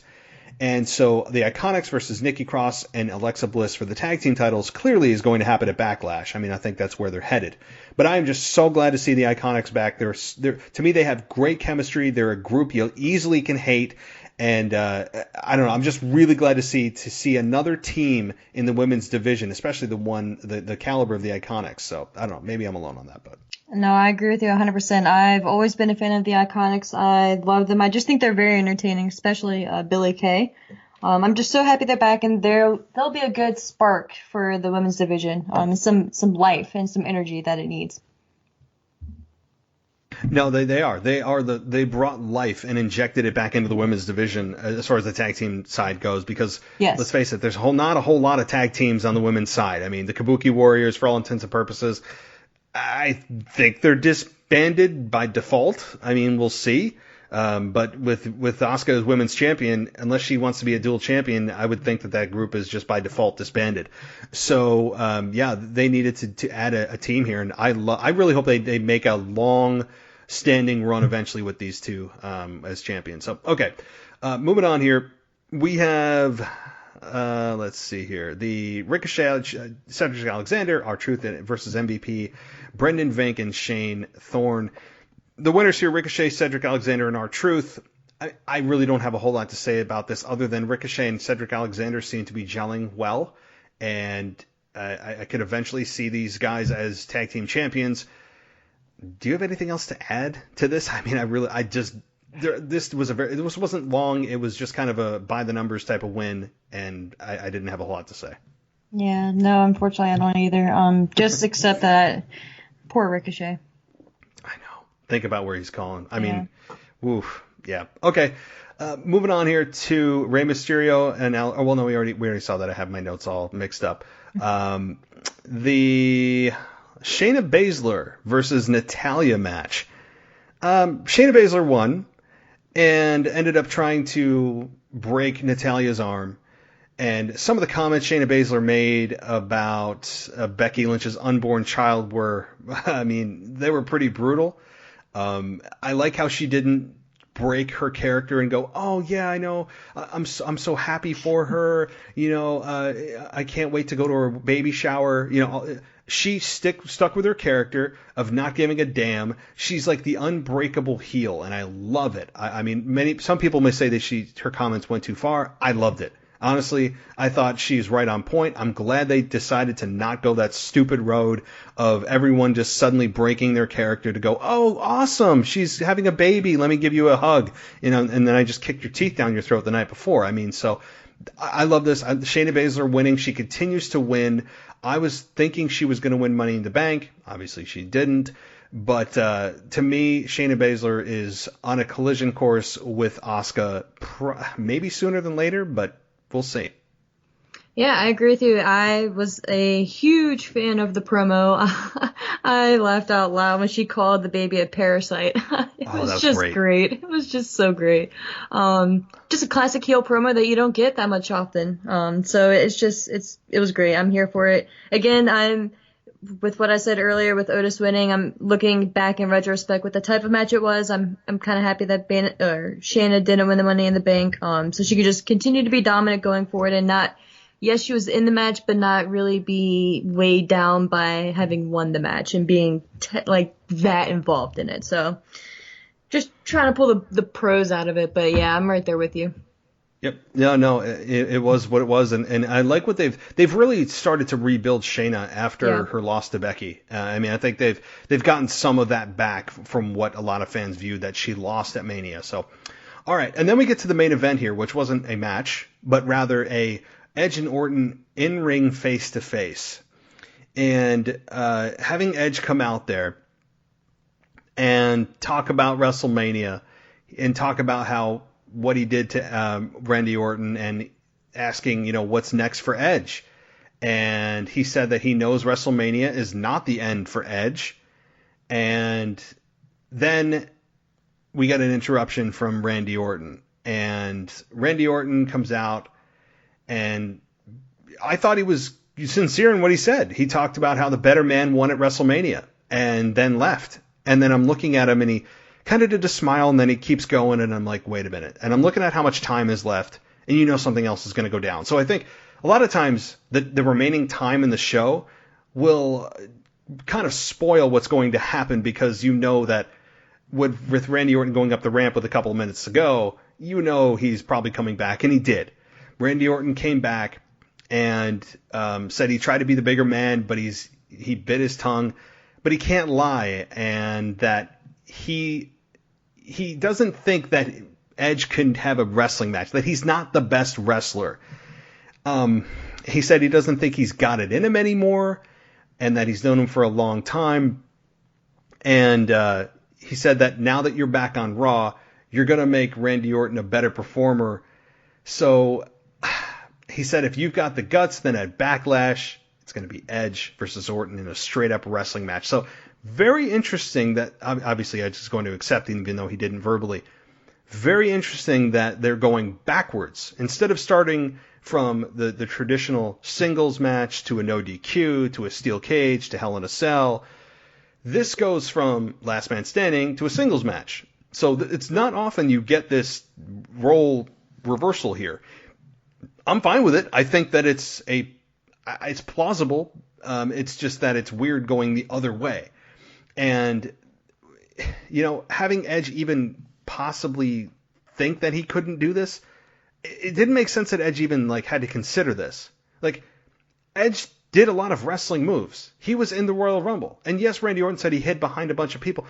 No, I mean, Edge can wrestle. He showed it. He still beat him up inside of a ring, and he fought backstage. I get the logic they're going for. But the fact that Edge even had to think about and deliberate this was, it didn't make a whole lot of sense, but I'm fine with it because I love Edge so much. So Edge didn't say anything.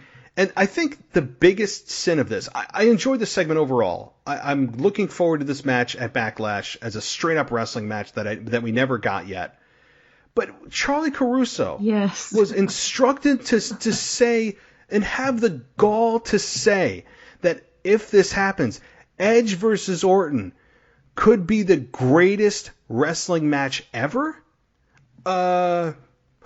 Seriously, who fed her that line? She obviously didn't. I hope she didn't just go into business for herself and think that's a okay thing to say. Oh, so Steamboat and Flair, nah, this will be better than that. Rock Austin, no, it'll be better than that. I mean, go down the list, right? That is a just asinine statement to say. That's beyond overselling to the point of comical. I mean, this will be a great wrestling match, but the greatest of all time? I don't know. So go ahead. Dude, I was trying so hard to bite my tongue the whole time because you were laying it out perfectly because the promo was perfect. You were describing what Edge and Randy were saying, and the whole time I'm just sitting there like, oh, just wait. And then when you finally mentioned Charlie, I was like, thank you, because it wasn't even, yes, what she said, of course, but her being there and saying anything at all, for that matter, for me, is what, I don't want to say ruined it because that's a strong word, but severely dampened it for me, because like you said, just the fact that Randy was able to pull me in and make me believe that it makes sense that they're going backwards in this story, that they just put each other through hell a couple weeks ago, all this stuff, and now he wants to just have a regular wrestling match. And for that matter, the fact that he said wrestling and wrestler was like pretty eye-opening for me. It was like my ears kind of perked up type thing. But just like the tense moment. I mean, it wasn't as intense as their previous encounters, of course, but they still hooked me, and I was still like in the moment. And then all of a sudden Charlie says, well, what do you say, Edge? Or what's your answer? And I'm like, first of all, where the hell did you come from? Like, I didn't even see you there. Maybe that was just me, but then I was like, why are you talking? Like, Edge's look, like I was hooked on Edge's face. Is he going to answer? And like at that point, I'm thinking this is perfect. Like, we'll have to tune in next week to see what Edge is going to say. Of course, we don't know who he's going to accept, right? But just to see the response. And then she says that, and then she's like, oh, this will be the greatest wrestling match of all time or whatever. I'm like, oh, come on. And then that's how the show ended. Like, for me, they had it down to a T until Charlie was there. And it's not her personally. I think she's great at her role. She's actually probably the best backstage announcer now that Renee is doing just, well, actual backstage show. But I think she's probably one of their best backstage announcers that they have. So it's not an attack on her at all. But like you said, whoever told her to say that then, in my opinion, was just completely off base, man. They should have, when Randy came back in the ring, Charlie should have been out. Randy should have asked that question, challenged him for Backlash. We leave the show with just staring at Edge and wondering if Edge is going to accept. Right. You talk about a way to take all the good that was done by Randy Orton's promo with Edge, and boy, do these two work well with each other. These two work so damn well together. And Randy Orton, it is so true that Randy Orton has never been better when he's against Edge. It's just a fact. And to take all of that and basically flush it down the toilet with Charlie Caruso interrupting and saying that, I mean, as an announcer, you don't have opinions. You just, as an interviewer, you ask questions. It's not your job to promote anything. It's your job to ask questions and get answers. If you didn't get an answer, fine. What she should have done is just say, okay, thank you, or just not say anything and just walk out of the ring and leave. It wasn't even her question. There was no need for her to even be there. There was no need. He had a mic in his hand. He could have answered himself. We don't need Charlie Caruso in the ring to ask that. She was completely unnecessary on all levels to interrupt this promo between these two, to end Raw, and then have to make it the worst statement you could possibly make of saying it could be it will be the best wrestling match, greatest wrestling match ever. I mean, I don't know how they kept a straight face in saying that. That is the worst thing you could have said about it. That you talk about flushing the whole thing down the toilet. I mean, who did that? Who designed that segment? Because it's one of those things where, first of all, you don't want to say that this is going to be the best match of all time, because it's not going to live up to that expectation no matter how great it is, first of all. And then second of all, even if it was a great match, like you don't want to classify it as that, because you don't know. And first of all, you don't even know if he's going to accept it. This man just went through 9 years of not being here. Randy just reminded us all about it. and then you just assume that he's gonna accept, and then you put that pressure on him, right? Like, not for nothing. Like, what if Edge was gonna say no? Like, what if he was that tense because he was gonna say no because he couldn't do it? And then Charlie's like, oh, well, if it happens at Backlash, it'll be the greatest wrestling match of all time. So now this dude is standing here in front of millions of people with all this added pressure, right? If you think about it. And also, in a way, he kind of has to accept, because if not, then we'll never get the greatest wrestling match of all time, per Charlie. So it's just kind of one of those things. What makes this even worse, and you just chipped me off to something, is that what if this match ends in like a couple of moves? Like, why are we so concerned about having the greatest this and making history here? How does she, like you said, how does she know it's going to be the greatest match? These are two great guys. They're professionals. But what makes things great are what happened in retrospect. You can't have things great up front, because then you're exposing that they're going to try to have a 5-star match. 5-star matches happen as a side effect after the fact. Then you can talk about how great of a match it was. I don't want her going in saying this could be the greatest match of all time. I mean, you don't do that, because then the focus is on, the quality of the match. What kind of reversals? Are they going to have kickouts? When are they going to kick out? How long is it going to go? Instead of worrying about who's going to win, now you set the standard of they're worried about having a great wrestling match, like Dolph Ziggler's worried about stealing the show instead of winning the effing match. That's what they should be concerned about, not having the greatest wrestling match of all time. It's a cardinal sin that WWE constantly does. They did it throughout the women's movement in WWE about, let's make history together. Let's make history. No, let's worry about winning the match. Documentaries and announcers can then, in retrospect, talk about how great it was. But I don't need you up front talking about how we're going to make history and have the greatest this and that of all time. You are doing yourself a disservice and the business a disservice by talking that, because then you're telling fans, I'm not concerned about winning. I just want to make history and have a great match. Mm-hmm. Like, that's not why you're here. So, I don't know. Maybe we're reading into this too much with Charlie, but that was just a terrible, terrible decision to have her there at all. Yeah, no, maybe so. And at first I thought, afterwards, I was like, man, like you said, I thought maybe I was just being too hard on Charlie. Because I just felt like it really ruined that moment for me. And again, I don't know if ruin is the right word, but it really took that moment away. And just put unnecessary weirdness and pressure on this angle that was so flawless and so easy. Like, they have literally just been doing promos to build up to their match. That's it. It's Wrestling 101. Yeah. Simple. So, yeah. And to close it out, what scares me is that they did this as a some kind of marketing tool that they're going to use to promote this match as this could be the greatest wrestling match of all time. They start just talking like that for the next 4 weeks, and that's a tagline for this match. It could be one of the greatest wrestling matches of all time. Like, I'm concerned. I would hope they're not stupid enough to do that. But I could see them as the reason for her being there and saying that at the end of Raw is to establish what their tagline is for this match. I mean, they cannot be that stupid, can they? I mean, like, please. Well, and if they do, listening to you say that, I'm thinking, like, if they do, again, as you know, as anyone who's listened to me before in here, I'm a huge Edge fan. He's one of my all-time faves. At the same time, why would you classify, or why would you assume an Edge versus Randy Orton match would be the best of all time when we went from WrestleMania 25 having Undertaker and Shawn Michaels have what many consider the greatest match of all time, or top 5, or at least in WrestleMania, however you want to classify it, but a very good match, knowing we're going into the same match the following year. If we're classifying things in advance, why wouldn't one of those matches have been classified as? So it's just curious to me, like, why all of a sudden this would be it. Like, out of all the wrestlers that we've had, of all the superstars, whatever you want to say, why would we assume all of a sudden these two are going to have the greatest? And they very well could have the greatest. If they do, I will be so happy for them, and I will enjoy it as a fan. But I just think it's very odd to say that it could possibly be the greatest wrestling match going into it, when it's just, I don't know. I don't want to say it's not something that we've come to expect, because they, like I said, both of them have phenomenal matches, and I'm a huge fan of both, but it's not like a Shawn Michaels, Ric Flair type thing built up. It's just weird.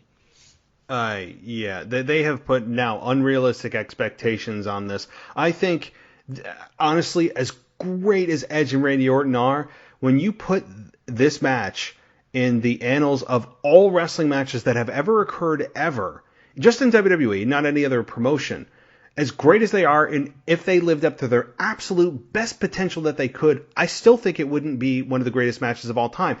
People forget how quickly people forget how great some of the matches that we've seen in our lives are. So I don't even think it's possible. Even within the past 10 years alone, you know. No, Granted, this isn't the prime time of wrestling, as a lot of people would say, but we have gotten some damn good matches, so it's just curious. So it's going to be better than John Cena CM Punk at Money in the Bank in Chicago? 2011, you're right. I mean, like, come on. I mean, it's just Charlie, please. And again, I know it's not Charlie.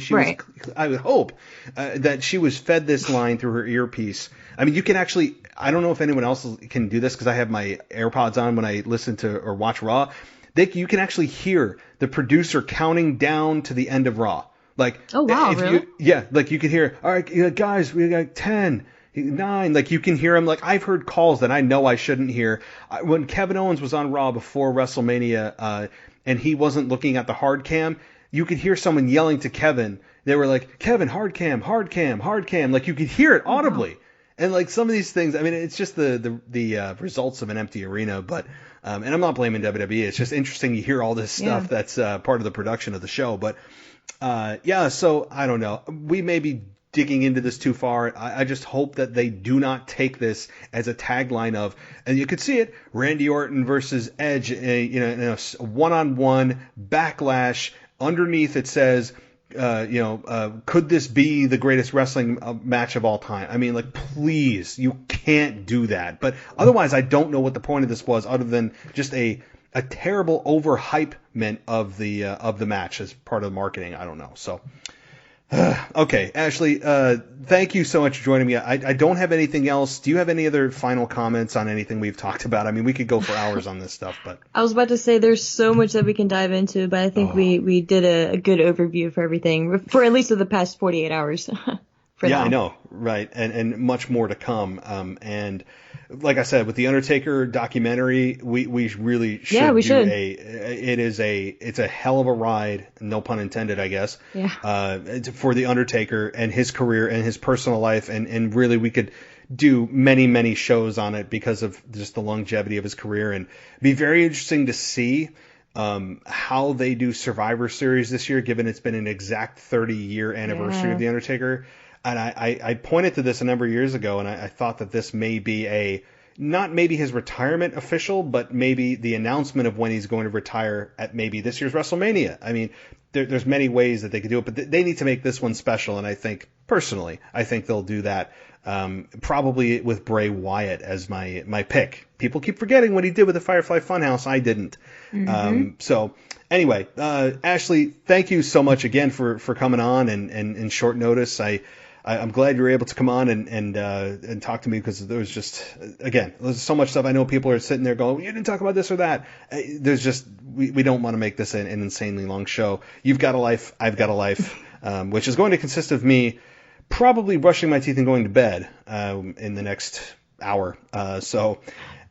Ashley, again, thank you for joining us. But tell everyone what your social media is if you want to get a couple follows. Yeah, for sure. Thank you so much for having me. It was a blast as always. And feel free to give me a follow on Twitter at ASHMANNS.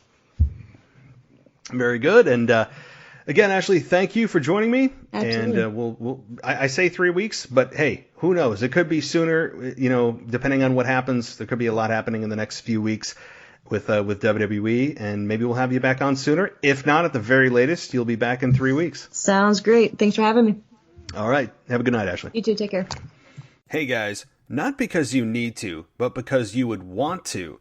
Improve your weight room and bedroom performance with the all-new Vaso Flux for Men. It's a natural dietary supplement. This unique blend of barks, roots, herbs, and vitamins is nature's way of keeping you in the game, and for under $10, you can order yours today. Just visit Youth Fountain Laboratory at youthfountainlab.com. That's youthfountainlab, all one word, .com, or call 1-800-853-7856. That's 1-800-853-7856. Thanks for listening to the WWE Podcast. Don't forget to subscribe on your favorite podcast app so you don't miss a show, or head to WWEpodcast.com. And for all of these shows ad-free, head over to patreon.com/WWE Podcast. Until then, we'll see you next time.